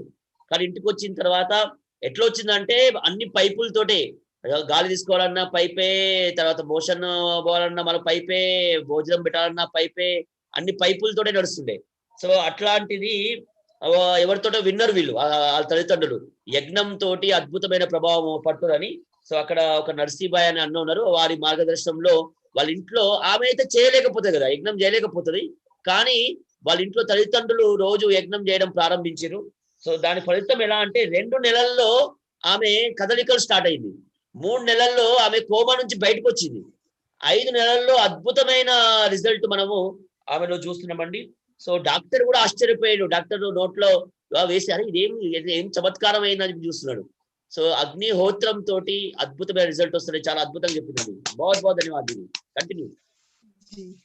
तो इसका एक प्रमाण मेरे स्वयं के मेरे पतिदेव जी को भी कोरोना हो गया था, तो कोविड पॉजिटिव आने के बाद मैंने पूज्य स्वामी यज्ञदेव जी का मार्गदर्शन लिया और मैंने दिन में 3 बार यज्ञ करना शुरू किया, सुबह, दोपहर और शाम, तीनों बार मेरा कंटिन्यू यज्ञ चलता रहता था। और यज्ञ के बाद उसमें जैसे मुझे स्वामी जी ने बताया था, सरसों और सेंधव नमक का जो यज्ञ की अग्नि शांत होने के बाद अंगारों पे सरसों और सेंधव नमक डाल देती थी, उसके ऊपर थोड़ा सा गुगुल डाल देती थी और हल्दी पाउडर, और उसमें उनको मैंने प्राणायाम योगाभ्यास करवाया।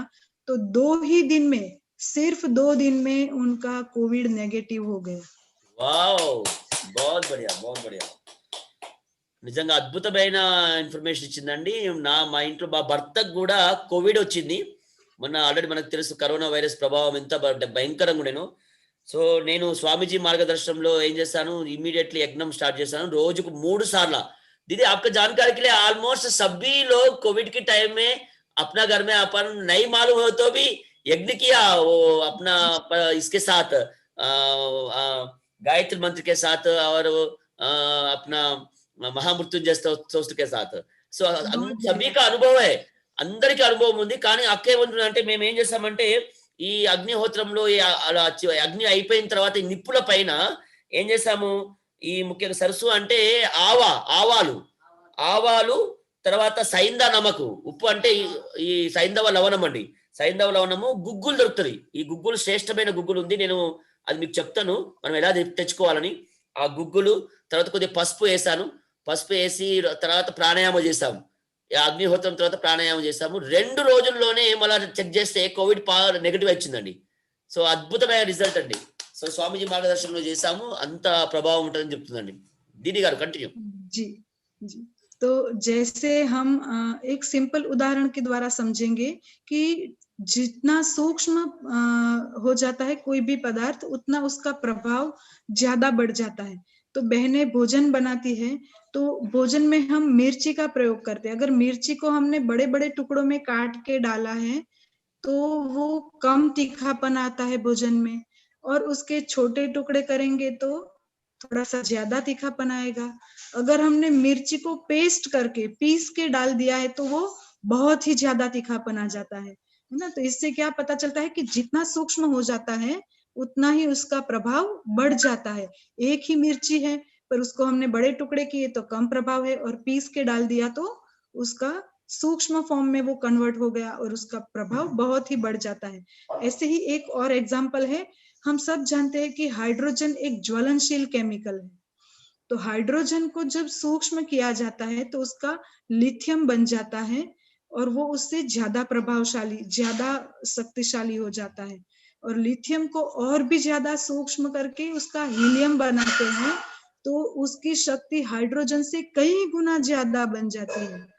और जब हीलियम को भी सूक्ष्म करके यूरेनियम में कन्वर्ट किया जाता है तो वो इतना शक्तिशाली हो जाता है कि उसको एक बार रॉकेट में भर के रॉकेट लॉन्च करने आदि के काम में वो उसका प्रयोग किया जाता है, और वो कितने सालों तक अंतरिक्ष में रॉकेट घूमता रहता है, एक बार उसमें यूरेनियम भर के उसको लॉन्च कर देते हैं। तो इससे हमें पता चलता है कि जितना सूक्ष्म करते हैं पदार्थ को उतनी ही उसकी शक्ति अनेक गुना बढ़ जाती है। जी। చాలా అద్భుతమైన ఉదాహరణ ఇచ్చారండి. ఇప్పుడు మనకు చిన్న ఉదాహరణతో అర్థం చేసుకుందాం దీని ప్రభావం ఎంతగా ఉంటుందని. మొట్టమొదటి మనకు అర్థం కావాల్సిన సిద్ధాంతం ఏంది, మనము దేన్నైనా ఎంత సూక్ష్మంగా మారుస్తామో అంత ఎక్కువ ప్రభావం ఉంటుంది. అర్థమవుతుందా అండి? ఎంత మనం ఘనంగా ఉంటుందో అది అంత తక్కువ ప్రభావం ఉంటుంది, ఎంత సూక్ష్మమవుతుందో అంత ఎక్కువ ప్రభావం ఉంటుంది. ఉదాహరణకు మనం ఇంట్లో వంట చేస్తారు కదా, అక్క వాళ్ళకి అందరికీ అనుభవం అది. మిర్చి ఉందనుకోండి, మిర్చి మనము వేసినప్పుడు దాని యొక్క ప్రభావం ఎట్లుంటది అనుకుందాము. పెద్ద పెద్ద ముక్కలు వేయాలి, దాని ప్రభావం ఎలా ఉంటది? ముక్కల్ని కొద్దిగా చిన్న చిన్న కట్ చేయండి, దాని ఘాటు ఎక్కువైతుంది. ఇంకా చిన్నగా చేయండి, పేస్ట్ చేసేయండి, దాని ఘాటు పెరిగిపోతుంది. అదే పెద్ద పెద్ద ముక్కలు వేస్తేనేమో ఘాటు తక్కువ, చిన్నగా చేస్తే లేదా పేస్ట్ చేస్తే ఘాటు ఎక్కువ అవుతుంది. అంటే ఎంత సూక్ష్మంగా మారుస్తే అంత ఎక్కువ ప్రభావం అనేది మన పైన కనిపిస్తుంది. ఇంకొక ఉదాహరణ చూద్దాం మనము. మనకు తెలుసు హైడ్రోజన్ అనేది ఎలాంటిదంటే అది మండేటి గుణం ఉన్నటువంటి ఒక కెమికల్. అది జ్వలన కెమికల్ అన్నట్టు, మండేటి గుణం ఉన్నది. అందుకోసం హైడ్రోజన్ చాలా ప్రమాదం. సో మనం దాన్ని చూస్తే దాన్ని కొద్దిగా సూక్ష్మం చేస్తాం అనుకోండి, దాన్ని సూక్ష్మం చేస్తే అదేమవుతుంది, లీథియంగా మారుతుంది. దాని ప్రభావం కొద్దిగా ఎక్కువ ఉంటుంది. ఇంకా సూక్ష్మం చేసాం అనుకోండి, హీలియం గ్యాస్ గా మారుతుంది. అదే దాని ప్రభావం హైడ్రోజన్ కంటే కూడా ఎక్కువ ఉంటుంది. హీలియాన్ని కూడా ఇంకా సూక్ష్మం చేసాం అనుకోండి, అది యురేనియం గా మారిపోతుంది. దాన్ని యురేనియాన్ని రాకెట్ లాంచ్ చేయడానికి ఉపయోగిస్తారండి. దాని యొక్క ఏదైతే మనం ఎట్లయితే మనం వెహికల్ కి పెట్రోల్ వాడతామో అట్లా రాకెట్ కి కూడా యురేనియాన్ని వాడతారు. సో అది అంతటి ప్రభావం ఉంటుంది. సో ఇదే హైడ్రోజన్ దాన్ని సూక్ష్మంగా చేసినప్పుడు రాకెట్ ని లాంచ్ చేయగలుగుతుంది, అంతరిక్షంలో సంవత్సరాలు ఉండగలుగుతుంది. సో అంత ప్రభావం ఉంటుంది. అలాగే ఏ పదార్థాన్నైనా సూక్ష్మంగా మార్చినప్పుడు మన పైన ఎక్కువ ప్రభావం ఉంటుంది. ఏదైతే అగ్నిహోత్రంలో చేస్తున్నామో అదేంది, మనం సూక్ష్మంగా మార్చి నేరుగా మన పైన ప్రభావంగా మార్చేటట్టుగా చేస్తున్నాం. దీనికి ఓం దీది दीदी कंटिन्यू। ओम आपका स्टक हो गया आप।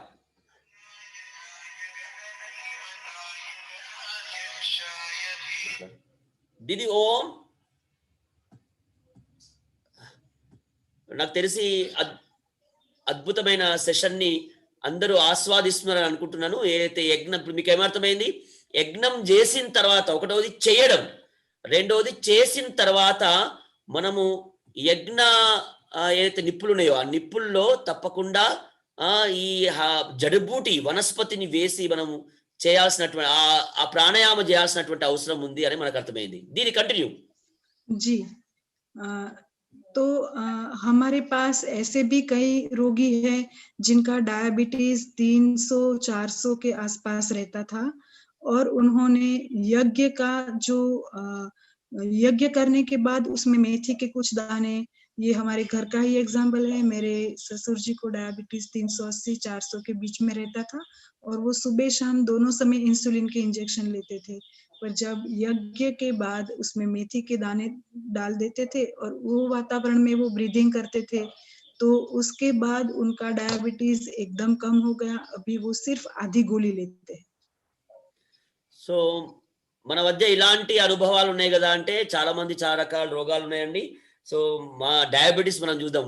ముఖ్యంగా మా దగ్గరనే, మా ఇంట్లోనే డయాబెటీస్ కి సంబంధించి చూసాను. 380 నుంచి 400 దాకా ఉండేది. ఇన్సులిన్ రోజు తీసుకునే వాళ్ళు. సో యజ్ఞం తర్వాత ముఖ్యంగా మెంతులకు సంబంధించింది ఏదైతే ఉందో అది దానిపైన వేసి ఆ తర్వాత ప్రాణాయామం చేశాము. మీరు నమ్మరు, ఇన్సులిన్ తీసుకోవడం కూడా వెళ్ళిపోయింది. దీని కంటిన్యూ जी। और हमारे एक यहाँ के भाई हैं, मगन भाई पटेल करके, वो यहाँ के प्रभारी हैं और उनके दामाद को हार्ट की प्रॉब्लम थी। उन्होंने निरंतर 4 महीने से वो यज्ञ कर रहे हैं और उनकी रिपोर्ट इतनी अच्छी आ गई है। दवाइयों का जो डोज था वो बहुत कम हो गया है और डॉक्टर खुद उसके लिए ये सोच रहे हैं कि इतना इम्प्रूवमेंट इतने कम समय में कैसे आ गया, डॉक्टर के समझ में नहीं आ रहा है, इतना अच्छा उनको हो गया है। तो ऐसे बहुत सारे एग्जाम्पल हैं कि जिनको यज्ञ से लाभ मिला है। उसमें एक और है, जयपुर में एक बच्चा है जो बच्चे को 2 साल की उम्र से एपिलेप्सी के अटैक आते थे और वो अटैक उसको दिन में 25 से 30 बार आते थे हर रोज। उसको रात को भी ऐसे अटैक आ जाते थे, कुछ भी उसको समझ में नहीं आता था। आज वो 14 साल का है बेटा, तो पिछले 12 साल से वो इस बीमारी से पीड़ित है। उसके माताजी पिताजी दोनों में से एक को रात को जागना पड़ता है, क्योंकि रात में नींद में भी बच्चे को अटैक आ जाते हैं एपिलेप्सी के। तो दोनों में से एक व्यक्ति रात को भी निरंतर जागता है उसके साथ। तो उन्होंने जब यज्ञ करना शुरू किया तो 1 फरवरी से लेके 10 फरवरी तक उन्होंने प्रतिदिन यज्ञ को एक अनुष्ठान के रूप में किया, और उसको 1 तारीख को शुरू करने के बाद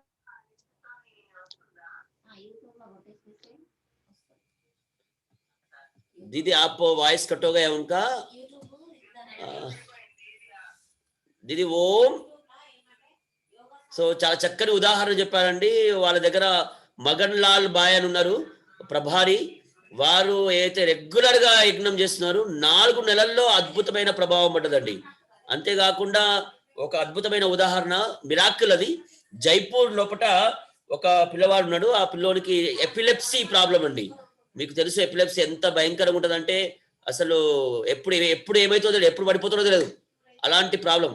సో వాళ్ళు రాత్రి పడుకున్నప్పుడు కూడా సడన్ గా రాత్రికి రాత్రే వాళ్ళు ఏమైతుందంటే పడిపోతారు।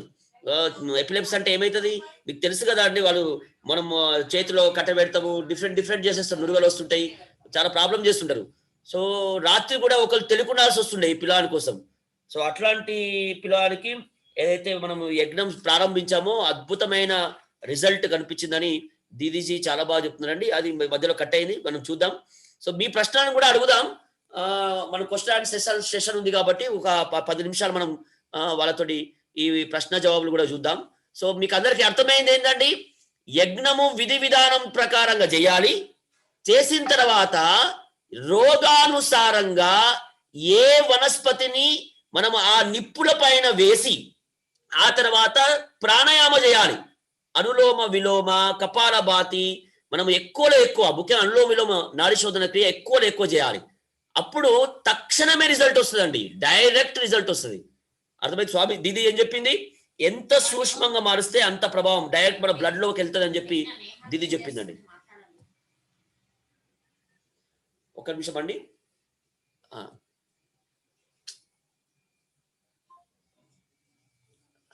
सो मनमु पूज्य स्वामी जी महाराज आप अगर अनुकूल है तो क्योंकि दीदी जी को कुछ प्रॉब्लम दिख रहा,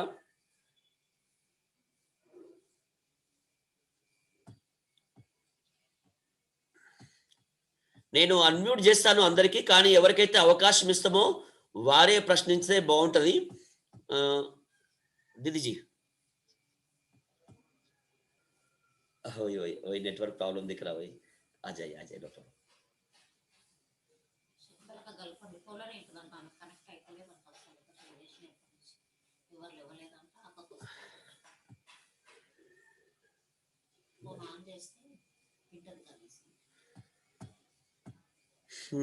దీది గారు వస్తున్నారండి, పూజ స్వామీజీ చాలా అక్కడ షెడ్యూల్ టైట్ ఉంది, దానివల్ల రాలేకపోతున్నారు। మనకు అదృష్టం, మనం తెలంగాణ రాష్ట్రం చాలా అదృష్టవంతులం, ఎందుకంటే ఇప్పటి వరకు మనకు చెప్పేవాళ్ళు లేరు, ఇప్పుడు మనకు చెప్పేవాళ్ళు నిస్వార్థంగా హరిద్వార్ నుంచి మన దగ్గరకు వచ్చి మనకు సందాయిస్తున్నారు, మనం ఎంత అదృష్టవంతులు ఆలోచించండి మీరు। కాబట్టి అద్భుతమైన ఈ అవకాశాన్ని మనం ఉపయోగించుకోవాలి। दीदी आपको मैं ऐड कर रहा हूं, यू कैन अनम्यूट। एक मिनट दीदी, आई थिंक चेंज करना पड़ेगा।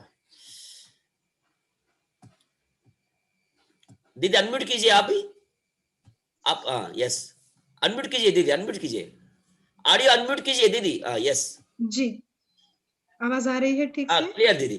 सो कई लोग प्रश्न पूछना चाहते हैं, उनको एक 10 मिनट इंटरेक्शन का भी देंगे। दीदी बोलिए। ठीक है, तो यज्ञ के विषय में आगे बताते हुए मैं कहना चाहूंगी कि हम जो पर्यावरण के लिए जिम्मेदार हैं, आज ये ग्लोबल वार्मिंग वगैरह हम कह रहे हैं ना, कि आजकल के वातावरण में बहुत ही सारी प्रदूषण फैल गया है, हम जल को, वायु को, हर एक चीज को हम प्रदूषित कर रहे हैं, और जन्म के साथ ही हम हमारे मल मूत्र और हमारा ब्रीदिंग, श्वास प्रश्वास के द्वारा वातावरण को खराब करना शुरू कर देते हैं। तो जो गंदगी हम फैला रहे हैं उसको साफ करने का भी दायित्व हमारा ही है। तो उसको हम कैसे साफ करेंगे वातावरण को? हम बाहर का स्थूल तो चीजें हम साफ कर लेते हैं, पर सूक्ष्म चीजों को साफ करने के लिए हमें यज्ञ का सहारा लेना होगा, क्योंकि आज पर्यावरण के लिए, वायु प्रदूषण की वजह से, पर्यावरण के कारण जो मृत्यु हो रही है, वो पूरे साल में 2.25 करोड़ के आसपास लोग सिर्फ वायु प्रदूषण के कारण मौत के मुंह में जा रहे हैं, मृत्यु को प्राप्त हो रहे हैं। तो उनकी भी रक्षा करना और हमारी स्वयं की रक्षा करना, समाज के प्रति हमारे कर्तव्य को निभाना, वो भी हमारा ही दायित्व है। और जो वायरस और बैक्टीरिया जन्य बीमारियां हैं, उसके कारण भी लगभग 70 लाख के आसपास लोग मृत्यु के मुंह में जा रहे हैं प्रति वर्ष। तो जब हम यज्ञ करते हैं, तो जो सरफेस बैक्टीरिया है और जो पैथोजेनिक बैक्टीरिया है, उसको नाश कर देता है यज्ञ का जो धुआं होता है वो। तो ये भी एक यज्ञ का वैज्ञानिक इसका स्वरूप है कि हमें यज्ञ क्यों करना चाहिए। फिर गीता में श्री कृष्ण भगवान ने भी कहा है कि अगर आप यज्ञ नहीं करते तो आप पाप खा रहे हैं। तो हर एक व्यक्ति को सुबह पहले यज्ञ करना चाहिए। पहले के जमाने में हमारे ऋषि मुनियों की कुटियाओं से लेके राजा महाराजाओं के महल तक हर एक घर में सुबह यज्ञ होते थे प्रातः काल में, और उसके बाद आगे की कुछ क्रियाएं वो लोग करते थे। विश्वनाथ जी, आपके यहाँ पे धुआं थोड़ा ज्यादा हो रहा है। हाँ విశ్వనాథ్ జీ आप संभालिए కొద్దిగా మీరు దాంట్లో అది వేసి या तो आप थोड़ा सा कपूर डाल के उसको वापस కర్పూరం వేయండి లేకుంటే నెయ్యి వేయండి సెట్ అయిపోతుంది అది जी ठीक है जी भाई సో మై బోలో बहुत अच्छा దీది మనకు సంధాయించారండి ఈ రోజు ఏదైతే మనం చూస్తున్నామో గ్లోబల్ వార్మింగ్ ముఖ్యంగా అంతా కలుషితం అయిపోతుంది ముఖ్యంగా మనం నీళ్ళని భూమిని ప్రతి దాన్ని కలుషితం చేసేస్తున్నాము మనకు తెలియకుండానే పుట్టుకతోటే మొత్తం వాతావరణాన్ని మనము మలమూత్రాల ద్వారా వివిధ రకాలుగా కలుషితం చేస్తున్నాము ఏదైతే స్థూల రూపంలో ఉన్నదాన్ని అయితే శుద్ధం చేస్తున్నాము కానీ సూక్ష్మ రూపంలో ఉన్నదాన్ని శుద్ధి ఎవరు చేయాలా వాతావరణం శుద్ధి ఎవరు చేయాలా సో ఇదంతా మన బాధ్యత ఇది ముఖ్యంగా ఈ వాతావరణ కాలుష్యం వల్ల కొన్ని కోట్ల మంది ప్రతి సంవత్సరం చనిపోతున్నారండి అంతేకాదు ముఖ్యంగా వైరస్ బ్యాక్టీరియాల ప్రభావం వల్ల నియర్లీ 80-70 లక్షల మంది మృత్యు యొక్క నోట్లోకి వెళ్ళిపోతున్నారు కాబట్టి యజ్ఞం ద్వారా ఏం చేస్తాం వాతావరణం శుద్ధి చేసి ముందు మనల్ని మనం కాపాడుకుంటున్నాము అలాగే వీళ్ళందరినీ కూడా కాపాడే ప్రయత్నం చేస్తున్నాము ఇది మన బాధ్యత దీన్ని మనం ఎంతైతే కలుషితం చేస్తున్నామో అంత శుద్ధి చేయడానికి కూడా మనం ప్రయత్నం చేయాల్సిన అవసరం ఉందని ఇది చాలా బాగా చెప్పారండి మూడవ మాట ఏంటంటే గీత లోపల శ్రీకృష్ణ మహాత్ముడు స్పష్టంగా చెప్పిండు యజ్ఞం చేయకపోతే మనం పాపాన్ని తిన్నట్టు సో పాపాన్ని భోజనం చేసినట్టు అందుకోసమే यज्ञम చేయడం అవసరమని దీనిగా చెప్పారు దీని కంటిన్యూ जी तो जैसे हम अपने पंच महाभूतों की बात करें तो ये पूरी सृष्टि पूरा ब्रह्मांड पंच महाभूतों से बना हुआ है और हमारा शरीर है वो भी पंच महाभूत से निर्मित हुआ है।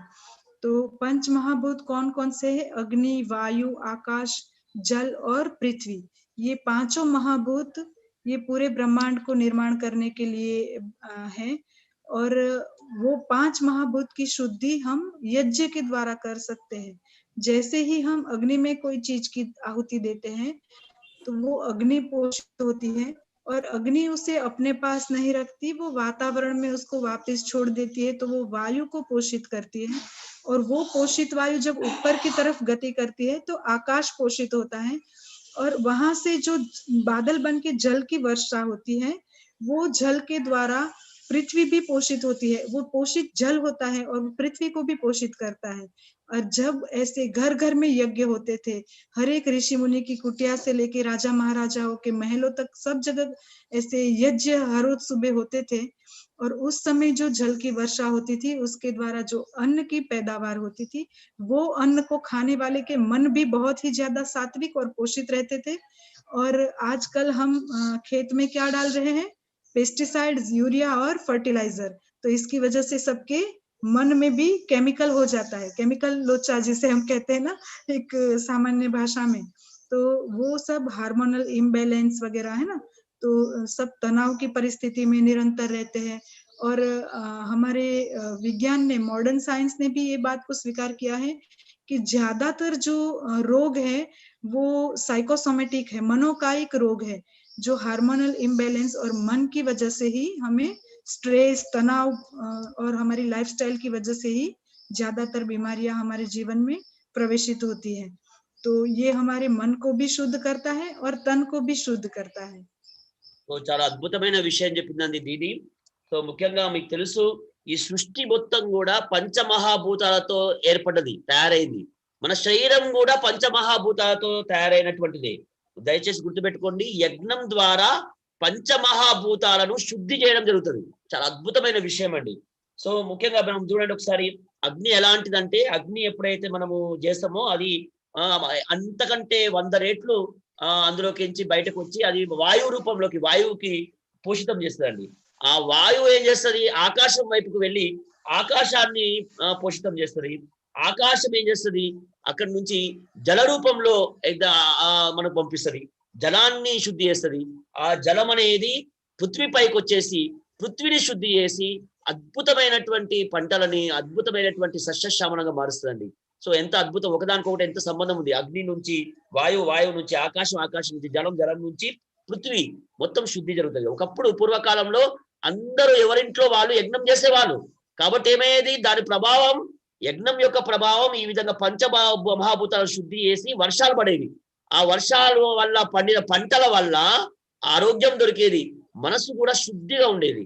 ఇప్పుడు ఏమైపోయింది, ఇప్పుడు అట్లా లేదు, ఉల్టా అయిపోయింది, కలుషితం అయిపోయింది. అందులో మనము పంటల్లో కూడా పెస్టిసైడ్స్ వేసేసి ఇష్టపడినట్టు చేస్తున్నారు. దాని రిజల్ట్ ఏమైపోతుంది, కెమికల్ అయిపోయి అంతా ఇంబ్యాలెన్స్ అయిపోయి, హార్మోన్ ఇంబ్యాలెన్స్, అన్ని రోగాలే. దీనికి కారణం ఇదే. ఒకవేళ మనం పంచమహాభూతాలను శుద్ధి చేయడానికి యజ్ఞం చేసి ఈ విధంగా జరిగితే చాలా అద్భుతమైన వాటని అక్కడ బాగా చెప్పారండి. దీని కంటిన్యూ इंटरेक्शन सेशन लेना चाहिए, क्योंकि बहुत सारे लोग देख रहे हैं, 5 से 10 मिनट अगर लेंगे तो बहुत अच्छा रहेगा. जी जी. तो आपका अनुमति है तो आप कंक्लूड कीजिए, तो फिर उस पे जाएंगे. जी जी.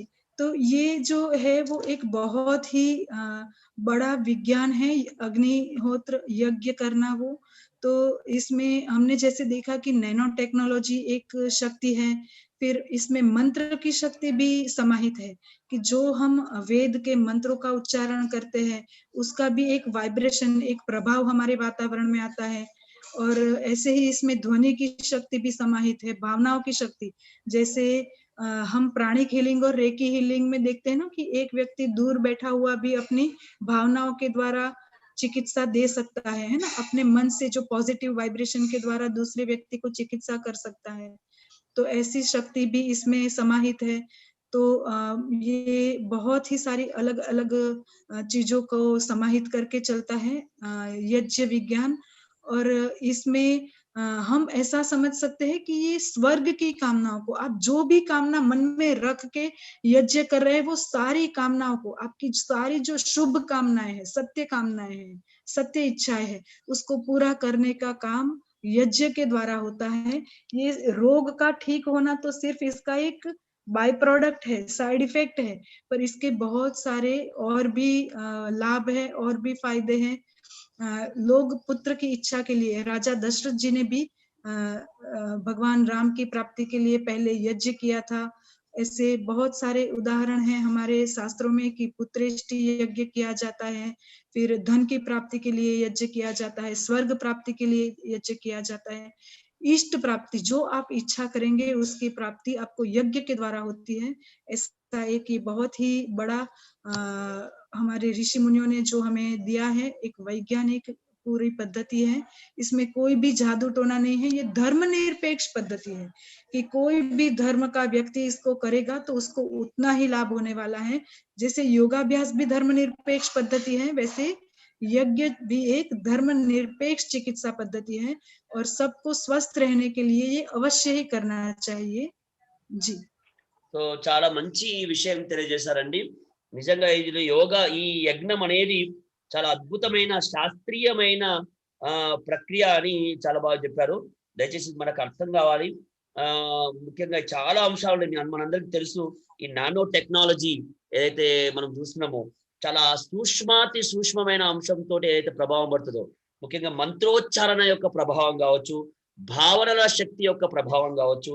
మనందరికి తెలుసు ప్రాణి హీలింగ్ మనం చూసాం, లేదా రెక్కీలో వ్యక్తులు ఏం చేస్తారు, ఎక్కడో ఉన్నాయన కూడా ఫోన్ లో మాట్లాడుతూ లేదా వాళ్ళ యొక్క భావనలతోటి ఆ ఎనర్జీని పాస్ చేసి మనల్ని ఆరోగ్యవంతులుగా మారుస్తారు. సో చాలా అద్భుతమైన ప్రక్రియ. ఈ యజ్ఞంలో కూడా ఏదైతే మనము మంత్రోచ్చరణతో భావనతో చేస్తామో దాని ప్రభావం అనేది చాలా అద్భుతమైన ప్రభావం అంటే చాలా శాస్త్రీయమైన ప్రక్రియ అని చాలా బాగా చెప్పిందండి. మనకు ఎన్నో ఉదాహరణలు ఉన్నాయి. మనం ఏ కోరికతోటి అయితే యజ్ఞం చేస్తామో ఆ కోరిక పూర్తవుతుంది. యాక్చువల్లీ రోగాలు నయం చేయడం అనేది బై ప్రొడక్ట్. అది నిజమైన ఉద్దేశం ఏదైతే ఉందో అద్భుతమైన అంతిమ లక్ష్యం ఉంది.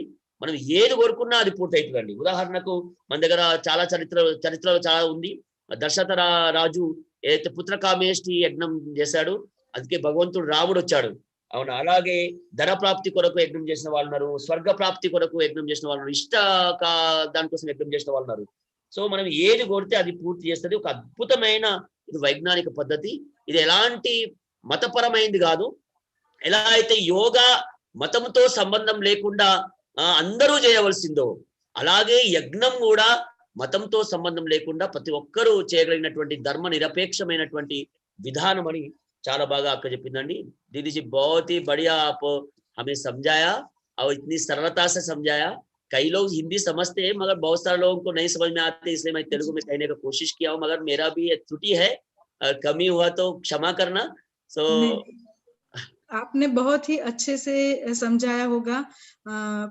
मैं जो समझ में आ रहा था वो समझने का प्रयास कर रही थी कि आप लिख के हर एक चीज को ऐसे ही समझा रहे हैं जैसे मैं आपको बता रही हूँ.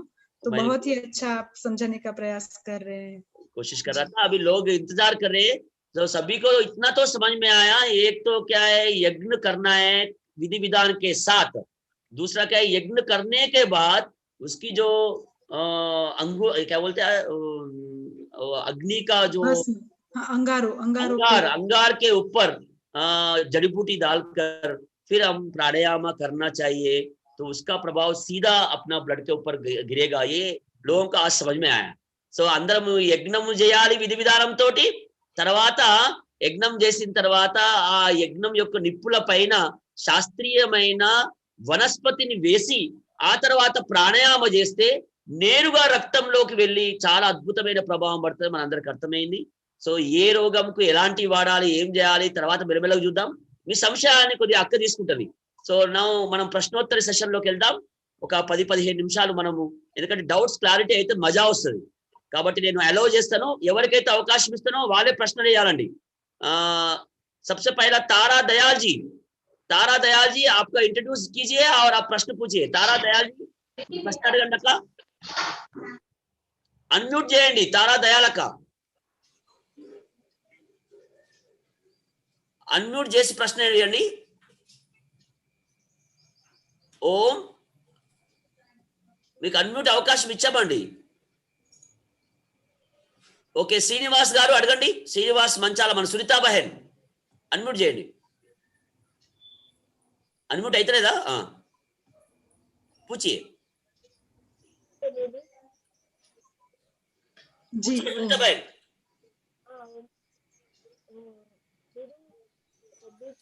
विटामिन B12 कम हो जाता है ना, उसको हवन होने के बाद क्या डालने का है? जी आपकी आवाज थोड़ी कम आ रही है. మీ ఆవాజ్ కొద్దిగా తక్కువ వస్తుందమ్మా. కొద్దిగా దగ్గర పెట్టుకొని అడగండి, అప్పుడు మజా వస్తుంది. అడగండి వినిపిస్తుంది, అడగండి. विटामिन B12 कम होते ना, उसको क्या करने का है हवन होने के बाद? D12 विटामिन कम होने वाला, उसका लिए पूछ रहे हो लोग? जी. तो देखिए, विटामिन की कमी तो हमारे शरीर में तब हो जाती है जब हम जो भोजन ग्रहण कर रहे हैं ना, वो पूरी तरह से, जैसे मैंने आपको बताया कि हमारे स्टमक में उसका पाचन होता है, फिर हमारे इंटेस्टाइन जो है उसके रस को अवशोषित करते हैं. तो आप जो भी भोजन ले रहे हैं उसका ठीक से अवशोषण नहीं हो रहा है आपके शरीर में, तो इसकी वजह से आपको थोड़ा सा विटामिन की कमी हो जाती है। तो आप देव पूजा यज्ञ सामग्री से यज्ञ कीजिए और उसके बाद एक घंटा कम से कम 1 से 1.5 घंटा आपको वहीं पे बैठ के योगाभ्यास करना है और आपको ये सनलाइट सूर्य के प्रकाश में भी बैठना है 10 बजे से लेके 12-1 बजे के जो बीच में, जब थोड़ा सा तेज सूर्य का धूप रहता है ना, बहुत माइल्ड रहेगा तो आपको ज्यादा लाभ नहीं होगा, पर 9-10 बजे के आसपास आप बैठेंगे, कम से कम 20 मिनट आपको सनलाइट लेना है शरीर पे, तो उससे आपको लाभ होगा। और अनुलोम विलोम और कपालभाति प्राणायाम ज्यादा कीजिए और सुबह शाम दोनों समय। अभी देखिए पतंजलि रिसर्च इंस्टीट्यूट में पूज्य स्वामी यज्ञदेव जी ने अलग अलग जड़ी बूटियों पे रिसर्च करके कौन सी जड़ी बूटी से हमें क्या लाभ होगा, उसके द्वारा एक अलग अलग रोग के लिए अलग अलग हवन सामग्रियों का निर्माण किया है, और जिसमें कैंसर नाशी हवन सामग्री भी है, फिर मधुमुक्ता हवन सामग्री है, हार्ट की प्रॉब्लम के लिए रिद्या हवन सामग्री है, लंग्स से रिलेटेड प्रॉब्लम के लिए श्वासामृत आदि हवन सामग्री है। तो ऐसी बहुत सारी हवन सामग्रियों का वहां पे निर्माण हुआ है, और आपको जो प्रकार की तकलीफ है, जो प्रकार की बीमारी है, उस प्रकार की हवन सामग्री को आप प्रयोग कर सकते हैं और मंगवा सकते हैं। बहुत बहुत धन्यवाद सुनीता दीदी। तारा दयाल जी आप पूछिए। तारा दयाल। अच्छा सुवर्णा बहन।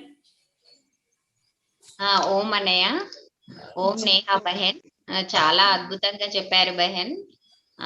అన్నయ్య మామూలుగా ఇది చేయమన్నారు కదా హోమము, అయితే ఎవరెవరి డిసిజన్ బట్టి అలా చేయమన్నారు కదా, అది ఎన్ని మంత్స్ చేయాలి, అలా ఏమైనా ఉంటుందా? మనకు మనం మెల్లిమెల్లిగా తయారు చేస్తాం दीदी। बहन ये पूछ रहा है आप ये जो जिसका डिसीज है उसके अनुरूप आपको यज्ञ करना चाहिए वो सामग्री डालकर, तो वो कितना महीना करना चाहिए, ऐसा कुछ है क्या, ये पूछ रहे हैं। जी जी, तो उसमें ऐसा है ना कि देखिए हर एक व्यक्ति का रोग कितना पुराना है, कितने लंबे समय से उसकी वो बीमारी है, फिर हर एक की रोग प्रतिकारक शक्ति अलग अलग होती है। जैसे हम मेडिकल साइंस की भी दवाई लेते हैं ना, तो किसी को 2 दिन में एलोपैथी की दवाई से ठीक हो जाता है, किसी को ठीक होने के लिए 1 हफ्ता लगता है अगर सर्दी हुई है तो यज्ञ जो है ना वो हमें निरंतर ही करना है बहन। जैसे योग हमारी जीवन शैली है, हम देखते हैं ना कि योग के लिए भी कई लोग हमसे जुड़ते हैं, हमारी कक्षाओं में आते हैं, और फिर कुछ दिनों बाद नहीं आते तो फिर आके बोलते हैं कि अरे जब तक योग करते हैं तब तक तो ठीक रहता है, बंद कर देते हैं तो फिर वापस तकलीफ शुरू हो जाती है। तो ये भी हमें कुछ दिन करने की प्रक्रिया नहीं है, ये यज्ञ भी हमारी जीवन शैली है जिसे हमें निरंतर करना है, प्रतिदिन करना है। ऐसी हमारा जीवन के साथ ही जुड़ी हुई ये प्रक्रिया है। जैसे हम रोज सुबह उठ के नहाते हैं, रोज सुबह दांत को ब्रश करते हैं, है ना, ऐसे ही हमें रोज सुबह यज्ञ और योगाभ्यास भी करना है। దయచేసి అందరం ఇది నోట్ చేసుకోవాలండి, తప్పనిసరిగా మన జీవితంలో ఎలా అయితే మన నిత్య కృత్యాలు చేస్తామో అలాగే రోజు యోగా చేయడం అవసరమే, రోజు యజ్ఞం చేయడం కూడా పొద్దున సాయంత్రం చేయగలగాలి। సాయంత్రం చేయలేకపోతే పొద్దున ఒక్కసారైనా చేయాలి, 15 నిమిషాల్లో మనం యజ్ఞం చేసుకోవచ్చు, కొద్దిసేపు ప్రాణాయామం చేయాలి। యజ్ఞం చేసి యోగా చేయండి, యజ్ఞం చేసి ప్రాణాయామం చేయండి, అద్భుతమైన రిజల్ట్ వస్తుందని చాలా బాగా చెప్తున్నారండి। हेमा दीदी पूछिए, हेमा रानी जी अनम्यूट करके अड़गंडी। ओम बहन जी, नेहा जी बहुत अच्छा एक्सप्लेन किया है आपने, ओम जी बहुत बातें मालूम है इससे, बहुत बहुत शुक्रिया। और ये में जी स्किन एलर्जी के लिए कौन सी जड़ी बूटी डालना? हेमा रानी जी आपको इंट्रोड्यूस कीजिए, पहला आप कहाँ से है? हैदराबाद से हूँ दीदी मैं। अच्छा, सो आई थिंक डॉक्टर हेमा रानी आप ही है? हाँ, वेरी गुड। पंचगव्य का साधना करती है हेमा रानी जी। पंचगव्य का बहुत अच्छा। हाँ दीदी, मैं तो बहुत बार यज्ञ के बारे में सोचा था, पंचगव्य में बताए थे कि घी का प्रयोग करने से वातावरण शुद्ध होता है, ऑक्सीजन मिलता है, फेफड़े साफ होते, लेकिन अभी ये किशोर भाई की वजह से मैं आज पहली बार यज्ञ मैं खुद कर रही हूँ। मतलब पहले पिताजी करते थे, चलिए अभी बहुत मैं अच्छा, आज शुरू करी मैं। बहुत बढ़िया है। तो अब शुरू किया है तो इसको रुकने मत दीजिएगा, निरंतर इसको अपने जीवन की एक प्रक्रिया ही बना के रखिए। और आपने स्किन डिजीज के लिए पूछा, तो चर्म रोग के लिए स्पेशल हवन सामग्री का निर्माण हुआ है, और एक त्वक कांति करके भी हवन सामग्री पतंजलि से निर्मित होकर हमारे पास आ गई है। तो वो हवन सामग्री का आप उपयोग कर सकते हैं। दूसरा, यज्ञ करने के बाद जो भस्म बच जाती है, एकदम जब अग्नि शांत हो जाती है, उसके बाद उसका भस्म का जो स्वरूप बच जाता है, उसको एकदम पतली मैदे की छलनी, उसे मैदे को क्या बोलेंगे मुझे नहीं समझ में आ रहा है, पर जो एकदम बारीक छलनी होती है उससे छान लेना है। और या तो आप उसको कपड़े से छान ले, और उसको छान के जो भस्म नीचे बचती है उसको आपको एक कंटेनर में रख देना है। प्लास्टिक का कंटेनर ना यूज करे, कांच की बोतल या स्टील का बर्तन यूज करे, उसमें रख ले। और उसको आप कहीं भी, आपको कुछ भी स्किन से रिलेटेड तकलीफ है तो वहां पे उसका प्रयोग कर सकते हैं। अभी हमारी बड़ौदा में एक बहन है मीनाक्षी परमार जी, उनके पास सोराइसिस का एक पेशेंट आता था।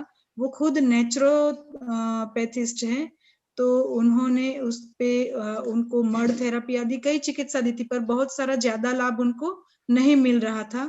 पर जब उन्होंने यज्ञ की भस्म को उनको शरीर पे लेपन करने के लिए बोला, तो उससे वो पेशेंट का सोराइसिस ऑलमोस्ट ठीक हो गया है, बहुत लाभ हुआ है उनको।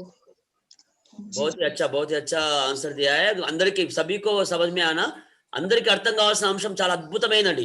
దయచేసి యజ్ఞంలో మనం వాడే సమిధలు సరిగ్గా ఉండాలి, గుర్తుపెట్టుకోండి। వాడే సమిధలు అనుకుందాము, ఒకటి పెట్టేది అనుకోండి, రిజల్ట్ రాంగ్ వస్తుంది। తప్పనిసరిగా రావి గాని లేదా జువ్వి గాని లేదా మామిడి గాని ఇవే ఉండాలి, కానీ వేప గాని వేరే కట్టెలు ఉండద్దు, అవి చాలా ప్రమాదం, అది ఉల్టా అవుతుంది। సో సరి అయిన సమిధలు ఉండాలి। ఆ తర్వాత ఏదైతే యజ్ఞం చేసిన తర్వాత మనం ఏదైతే జడిబూటి వేసి నెయ్యి వేసి చేస్తున్నాం కదా, చేసిన తర్వాత అయితే నిప్పులు అయిపోయి తర్వాత భస్మ రూపంలో మారిపోతుంది। ఆ భస్మ రూపంలో మారిన భస్మాన్ని ఏం చేయాలి, మనము బట్టతోటి వడగట్టాలి। బట్టతోటి వడగట్టి అత్యంత సన్నగా మారిపోతుంది వడగట్టిన ఆ భస్మం। ఆ సన్నగా మారిన భస్మాన్ని మనము లేపనంగా ఉపయోగించుకుంటే అది స్కిన్ కి సంబంధించిన సమస్యలను తీర్చుతుంది అని చాలా బాగా అక్క చెప్పిందండి। నెక్స్ట్ క్వశ్చన్ అండి, हेमा अक्का गाరు అయిపోయారు। तारा दयाल जी आप पूछना चाहते हैं? तारा दयाल अक्का అడగండి। అది ఆ భస్మంతో ఇంకేమన్నా కలపొచ్చా, లేకుంటే ఓన్లీ భస్మం వాటర్ తో చేసుకోవాలా? ఒకసారి అడగరా? మళ్ళీ ఒకసారి అడగండి, మీ ప్రశ్న సరిగా అర్థం కాలేదు। భస్మము లేపనం చేసుకోవాలన్నారు కదా, అవును, దాంట్లో ఏంటి అది పొడిగా ఉంటది కదా, దాంట్లో ఏమన్నా కలపాలా? అది ఒకసారి అడగండి। दीदी ये पूछ रहे हो ना, ये जो भस्म बनाए है ना, उसको जो आप एकदम पाउडर बनाकर जो जो छान कर जो इस्तेमाल करना बताया ना, तो उसमें और कुछ मिला के शरीर के ऊपर लगाना क्या, या पानी से करना क्या? पानी से मिलाकर भी लगा सकते हैं, और उसको पानी में मिलाकर पीने से भी वो पूरा अल्कलाइन हो जाता है पानी, उसका पीएच वैल्यू 11 से ऊपर चला जाता है। 1 लीटर पानी में 2 चुटकी भस्म डाल देना है रात को, और पानी को अच्छे से मिलाकर उसको रख देना है। पूरी रात रखने के बाद सुबह उसको ऊपर से पानी छान के ले लेना है, तो वो पानी पूरा अल्कलाइन हो जाता है और बॉडी को डिटॉक्स कर देता है। आपके शरीर में जो भी टॉक्सिक जमा है वो सब धीरे धीरे कम होने लगता है जब आप यही पानी का प्रतिदिन उपयोग करते हैं। तो बहुत ही अच्छा बताया, नया एक विषय भी हमको जानने को मिला। आजकल बहुत सारे लोग परेशान है, ఆల్కలైన్ के बारे में बहुत चल रहा। సో దయచేసి ఈ భస్మం ఏదైతే ఉందో, మీరు ఆ సన్నని భస్మాన్ని, ఏ భస్మాన్ని వడగట్టి సన్నని భస్మాన్ని మీరు నీళ్లతో కలిపి శరీరానికి చేసుకోవచ్చు, తాగొచ్చు। మీరు నీళ్ళలో ఏం చేయాలంటే, మనం తాగే నీళ్ళు ఉన్నాయి కదా, ఒక కొద్దిగా ఇంత కొద్దిగా పౌడర్ ని మీరు అందులో వేయండి, వేసి కొద్దిసేపు అంటే రాత్రికి వేసేసిన అనుకోండి, పొద్దున వరకు అది మంచిగా తేలుతుంది। సో ఏదైతే తేలిన నీళ్లు ఉన్నాయో అది ఆల్కలైన్ కంటెంట్ అయిపోతుంది అండి, ఆల్కలైన్ వాటర్ అవుతుంది। ఆ వాటర్ ని మీరు తీసుకోవడం వల్ల చాలా అద్భుతమైన సమస్యలు, పెద్ద పెద్ద సమస్యలు కూడా వెళ్ళిపోతుందని చాలా బాగా చెప్తుంది. ఆల్కలైన్ కోసం ఇంకా వేరే ఏం పోవాల్సిన అవసరం లేదు. ఈ యజ్ఞం చేసిన ఆ భస్మాన్ని మనము మన నీళ్ళల్లో వేసుకొని క్లీన్ చేసినట్టు అవుతుంది, ఆల్కలైన్ గా మారిపోతుంది. ఆ నీళ్లు మనం తాగితే అద్భుతమైన ఆరోగ్యాన్ని ప్రసాదిస్తుంది. అక్కడ చాలా బాగా చెప్పారండి. बहुत बहुत धन्यवाद दीदी। और आज का सत्र तो बहुत ही विशेष सत्र है, छोटी चीज में ही बहुत समझ में आया। आज समय भी बहुत आगे चले गया है। और किसी को बात करना है, पूछना है तो आज कंक्लूड कर देंगे। అన్నయ్య చెప్పండి అన్నయ్య, అవి మంత్రాలని తెలుగులో పంపిస్తా అన్నారు కదా అన్నయ్య, అవి ఒకసారి వాట్సాప్ పెట్టారా? వస్తుంది అమ్మా, కొద్దిగా గాలి పీల్చుకొని వస్తుంది। సునీల్ జీ పూచిए। ఓం దీది, ఓం అన్న సార్ గారు నాకు పంపించండి, నేను ట్రాన్స్లేషన్ చేసి ఇస్తాను। పంపిస్తాను నేను, గాంధీ గారు చాలా ధన్యవాదాలు, పంపిస్తాను అన్న। సునీల్ జీ बोलिए। मैम पेट में अल्सर होने के कारण इंग्लिश की गोली खा रहे हैं, उसके साथ में अपन ये यज्ञ कर सकते हैं? जी जरूर कर सकते हैं। जरूर कर सकते हैं, प्रतिदिन करें। और उसके साथ साथ आप पतंजलि चिकित्सालय से आप एलोपैथी दवाइयों को कम करने के लिए पहले आयुर्वेदिक दवाओं का थोड़ा थोड़ा प्रयोग बढ़ाए। और आपको पेट में अल्सर है तो आप तीखा, ज्यादा मसाले वाला, फिर फर्मेंटेड चीजें जो रहती है जिसको हम 4-5 घंटा या 6 घंटा रख देते हैं फर्मेंटेशन के लिए, ऐसी चीजों का प्रयोग भी कम करें। मैदे वाली चीजों का भी कम प्रयोग करें। और प्रतिदिन भोजन के 1 घंटे बाद पेट पर गीला नैपकिन, पूरे नैपकिन को टैप वाटर, नल का जो सामान्य पानी है उससे गीला कर लीजिए और पेट के ऊपर रख दीजिए। भोजन के 1 घंटे के पश्चात, सुबह शाम दोनों समय, लंच और डिनर के बाद दोनों समय आप नैपकिन को गीला करके आधे घंटे तक पेट पे रखना है, तो आपकी पेट की गर्मी को दूर करेगा। धन्यवाद। बहुत ही अच्छा है, बहुत ही अच्छा है। बहुत మనం చాలా తెలుసుకునేది, बहुत कुछ जानने को है। आज का सेशन और क्यूरियसनेस बढ़ा दिया हमारा नेहा दीदी ने। सो और जानना है, बहुत कुछ है इसमें। तो लोगों को, मैं सभी को, अपनी जो पतंजलि से जुड़े सभी भाई बहन और आज नई लोग, बहुत सारे लोग जुड़े हैं, सभी को भी हर जिला से जुड़े हैं, मैं అందరికీ నేను పేరు పేరున వినతి చేస్తున్నాను। ఇది ఒక అద్భుతమైన ప్రయత్నం తెలంగాణలో చేస్తున్నాం। ముఖ్యంగా గుర్తుపెట్టుకోండి, స్వామీజీ యొక్క లక్ష్యం యోగా, ఆయుర్వేదం, యజ్ఞం। యోగా మరియు యజ్ఞం ఉద్ధృతంగా తీసుకువెళ్ళాలి। ఎప్పుడైతే తీవ్ర సమస్య ఉన్నప్పుడు ఆయుర్వేదం సహాయం తీసుకోవాలి। ఈ విధంగా మనం ఆరోగ్యవంతులుగా ఉండాలి। ఇది ఒక అద్భుతమైన జాగృతి కార్యక్రమం ఉంది ఇందులో। ఈ వారం రోజులు పూజ్య స్వామి యజ్ఞదేవజీ గారి ద్వారా మనకు చక్కని మార్గదర్శనము అండ్ అన్ని అందుబాటులో ఇవ్వబోతున్నారు కాబట్టి మిస్ చేయకండి। మనం ఒక్కరమే వస్తే చాలా తప్పండి, మనం 10 మందిని తీసుకొస్తే ఎక్కువ పుణ్యం కట్టుకున్న వాళ్ళం అవుతాం। దయచేసి మీకు తెలిసిన వాళ్ళందరికీ పంపండి। రిజిస్ట్రేషన్ చేస్తే చాలా మంచిది, మీ డాటా నా దగ్గరికి వస్తుంది। రిజిస్ట్రేషన్ చేయకపోయినా సరే వాళ్ళని యాడ్ కమ్మనండి। ఈ అవకాశాన్ని మిస్ చేసుకోకండి, మళ్ళీ అవకాశం మిస్ కాదు కాబట్టి, నేను మళ్ళీ దొరకదు కాబట్టి అందరూ ఉపయోగించుకుంటారని కోరుకుంటూ, తెలుగులో తప్పకుండా ట్రాన్స్లేట్ చేసి మన ఆదరణీయ గాంధీ గారు నాకు చాలా మంచిగా ఆశ్వాసన ఇచ్చారు। నేను సహాయం తీసుకొని ఇమ్మీడియట్లీ తెలుగులో ట్రాన్స్లేట్ చేస్తాను, మీకు అందరికి అందుబాటులో పెట్టడానికి ప్రయత్నం చేస్తాను। वंस अगेन तेलंगाना की ओर से मैं आदरणीय नेहा दीदी को हृदयपूर्वक एक साथ हम कृतज्ञता व्यक्त करेंगे। और नेहा दीदी, आप समय लेकर गुजरात गांधीनगर से जुड़े हैं और इतनी सरल भाषा में हमें समझाया है, हमारे साथ यज्ञ कराया है, उसको क्या बोलेंगे, शब्दों से बोल नहीं सकते। सो बहुत बहुत धन्यवाद दीदी। सो साथ साथ पूज्य स्वामी जी को भी बहुत बहुत धन्यवाद। स्वामी जी ने जो प्रणालिका से, प्लानिंग के साथ जिस तरीके से हमें जागरूक करने का कोशिश कर रहे हैं, सो पूज्य स्वामी यज्ञदेव जी को और आदरणीय नेहा दीदी को, दोनों को भी हम पूरा तेलंगाना एक साथ हाथ जोड़कर पूज्य स्वामी रामदेव जी महाराज की प्रतिरूप मानकर हम धन्यवाद कहेंगे। हाथ जोड़कर ओम श्री गुरुभ्यो नमः। बहुत बहुत धन्यवाद। आज की सेशन यहाँ पर रोकेंगे, हम शांति मंत्र बोलेंगे। जी एक बात और कहना चाहूंगी मैं बोलिए दीदी। कि जो भाई ने अल्सर के लिए पूछा, वो श्वेत चंदन का भी प्रयोग कर सकते हैं। यज्ञ की अग्नि शांत होने के बाद श्वेत चंदन है, गुलाब की सूखी पत्तियां हैं, सौंफ है, वो सब चीजों को जो ठंडक प्रदान करने वाली चीजें हैं उसका प्रयोग करके उसका धूम्र ले सकते हैं। और दूसरा मैं कहना चाहूंगी तेलंगाना की पूरी टीम को और पूज्य स्वामी यज्ञदेव जी को मेरी तरफ से बहुत बहुत नमन, धन्यवाद। आप सब लोगों ने मुझे यहाँ पर मेरी बात प्रस्तुत करने का जो अवसर दिया और अंत तक, अब आज समय भी थोड़ा आगे चला गया है पर आप सब लोगों ने अंत तक अच्छे से सुना, इसके लिए आप सब का हृदयपूर्वक बहुत बहुत धन्यवाद। ओम। हाँ, मैं भी तेलंगाना की ओर से आपको बहुत बहुत धन्यवाद कहता हूँ। वंस अगेन मैं चाहता हूँ, अभी सुबह का सत्र भी चल रहे दीदी और शाम का सत्र भी अभ्यास वर्ग चल रहे हैं। शाम में यज्ञ नहीं कर रहे मगर हम लोग आयुर्वेद का अभियान बोलकर करीबन 40 दिन से हर रोज अभ्यास चल रहे हैं। अभी 2-3 दिन से क्योंकि यज्ञ के लिए मैं रोका हूँ।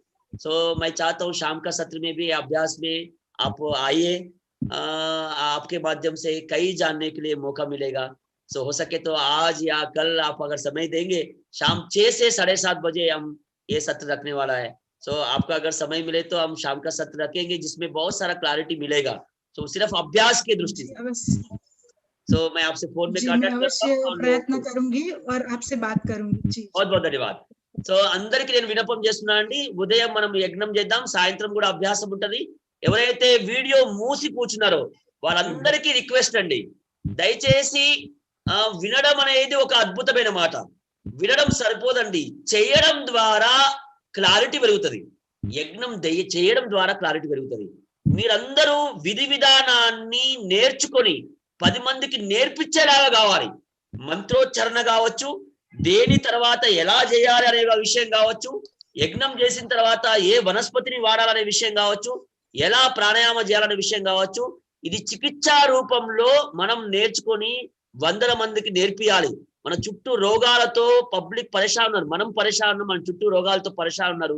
మన వంతు వేస్ట్ టైం ని బెస్ట్ చేయడానికి ప్రయత్నం చేయాలని కోరుకుంటూ అందరికీ రేపటి నుంచి అయినా యజ్ఞంకి సంబంధించిన మీకు అందుబాటులో ఉందే పెట్టుకోండి, ఏం పరేషాన్ కాకండి। హవన కుండి లేకపోతే ప్లేట్ పెట్టండి, పెద్ద ప్లేట్ ని ఉల్టా బోర్ల పెట్టి తర్వాత పైన ఒక ప్లేట్ పెట్టి అందులో కొద్దిగా ఇసుక వేసి శుద్ధి చేసి దానిపైన గోమూత్రం వేసి దానిపైన మీరు ఈ సబిదలు పెట్టవచ్చు। సబిదల కోసం కొరకు రావాల్సిన అవసరం లేదు, జస్ట్ గా మనము ఏ టెంపుల్ దగ్గర పోయినా రావి చెట్టు ఉంటది, ఆ చెట్టుకు మొక్కి ఆ ఎండిపోయిన కట్టెను మనం తెచ్చుకున్నాం అనుకోండి, సబిదలు అయిపోయినాయి। రావి మామిడి అందరికి అందుబాటులో ఉంటది, జువ్వి అవి కొద్ది కష్టం కావచ్చు కానీ తెచ్చుకోవచ్చు, లేదా ఆవు పిడక తెచ్చుకోవచ్చు, ఒక్క పిడక సరిపోతుంది, ఒక్క పిడక 2 పిడకలతో చేయొచ్చు। ఆవు నెయ్యి అండ్ హవన సామాగ్రి పతంజలిలో దొరుకుతుంది, తెచ్చుకోండి సరిపోతుంది, ఏం అవసరం లేదు, చాలా సింపుల్। సేల్ చేయమనండి, చికిత్సాలయాలలో సేల్ పెట్టమని చెప్పండి। ఉందండి, చికిత్సాలయాల్లో హవన సామాగ్రి ప్యాకెట్ ఉంది, ఎక్కడైతే లేదో నాకు ఫోన్ చేయండి, నేను స్వయంగా పంపిస్తాను, మీరేం చింత చేయకండి।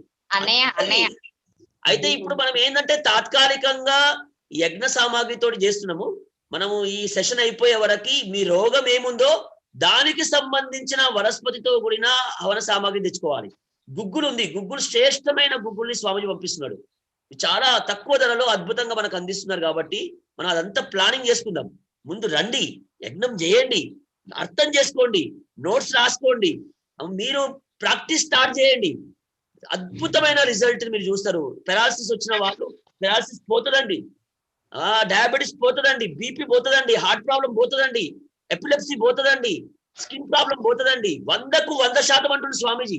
ఇది వట్టి చెప్తలే, రీసెర్చ్ ఇన్స్టిట్యూషన్ లో రీసెర్చ్ చేసి చెప్తున్నారు। కాబట్టి అందరికీ రిక్వెస్ట్, యజ్ఞం చేయడం ప్రారంభిద్దాం।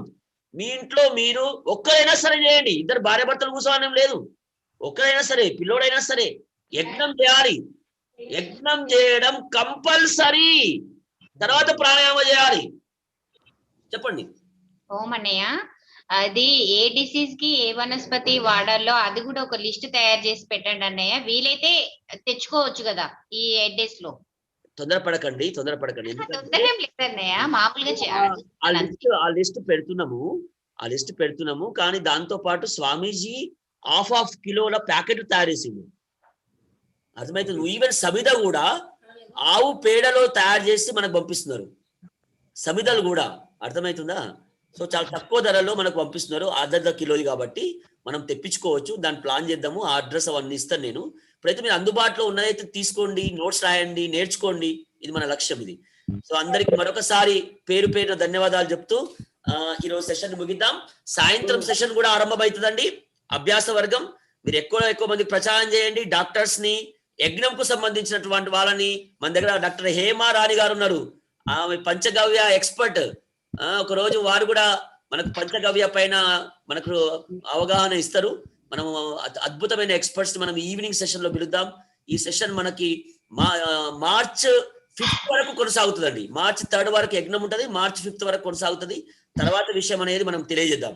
సో మరొకసారి అందరికి పేరు పేరున ధన్యవాదాలు చెప్తూ पूज्य स्वामी यज्ञदेव जी महाराज को भी हम धन्यवाद कहते हुए स्वामी जी को तेलंगाना की ओर से बहुत बहुत धन्यवाद। फिर कल आपके मार्गदर्शन में हम आगे बढ़ेंगे ऐसा कहते हुए शांति मंत्र करें। आप अनुमति दिया तो स्वामी जी महाराज और नेहा दीदी आप अनुमति दिया तो शांति मंत्र कहेंगे।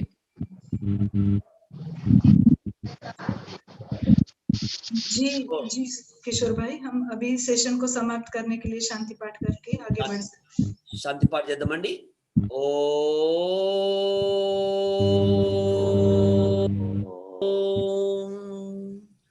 ओम देव शांति अंतरिक्षगम शांति पृथ्वी शांति आपा शांति ओषधया शांति वनस्पतया शांति विश्वे देवा शांति ब्रह्मा शांति सर्वगो शांति शांतिरेव शांति सामा शांतिरेधि। ओम शांति शांति शांति। हरि ओम। ओम श्री गुरुभ्यो नमः। सर्वे जना सुखिनो भवन्तु। बोलो भारत माता की जय। गो माता की पालन करेंगे। अपने अपनी माता पिता की जय। सब साधु संतन की जय। गुरु परंपरा की जय।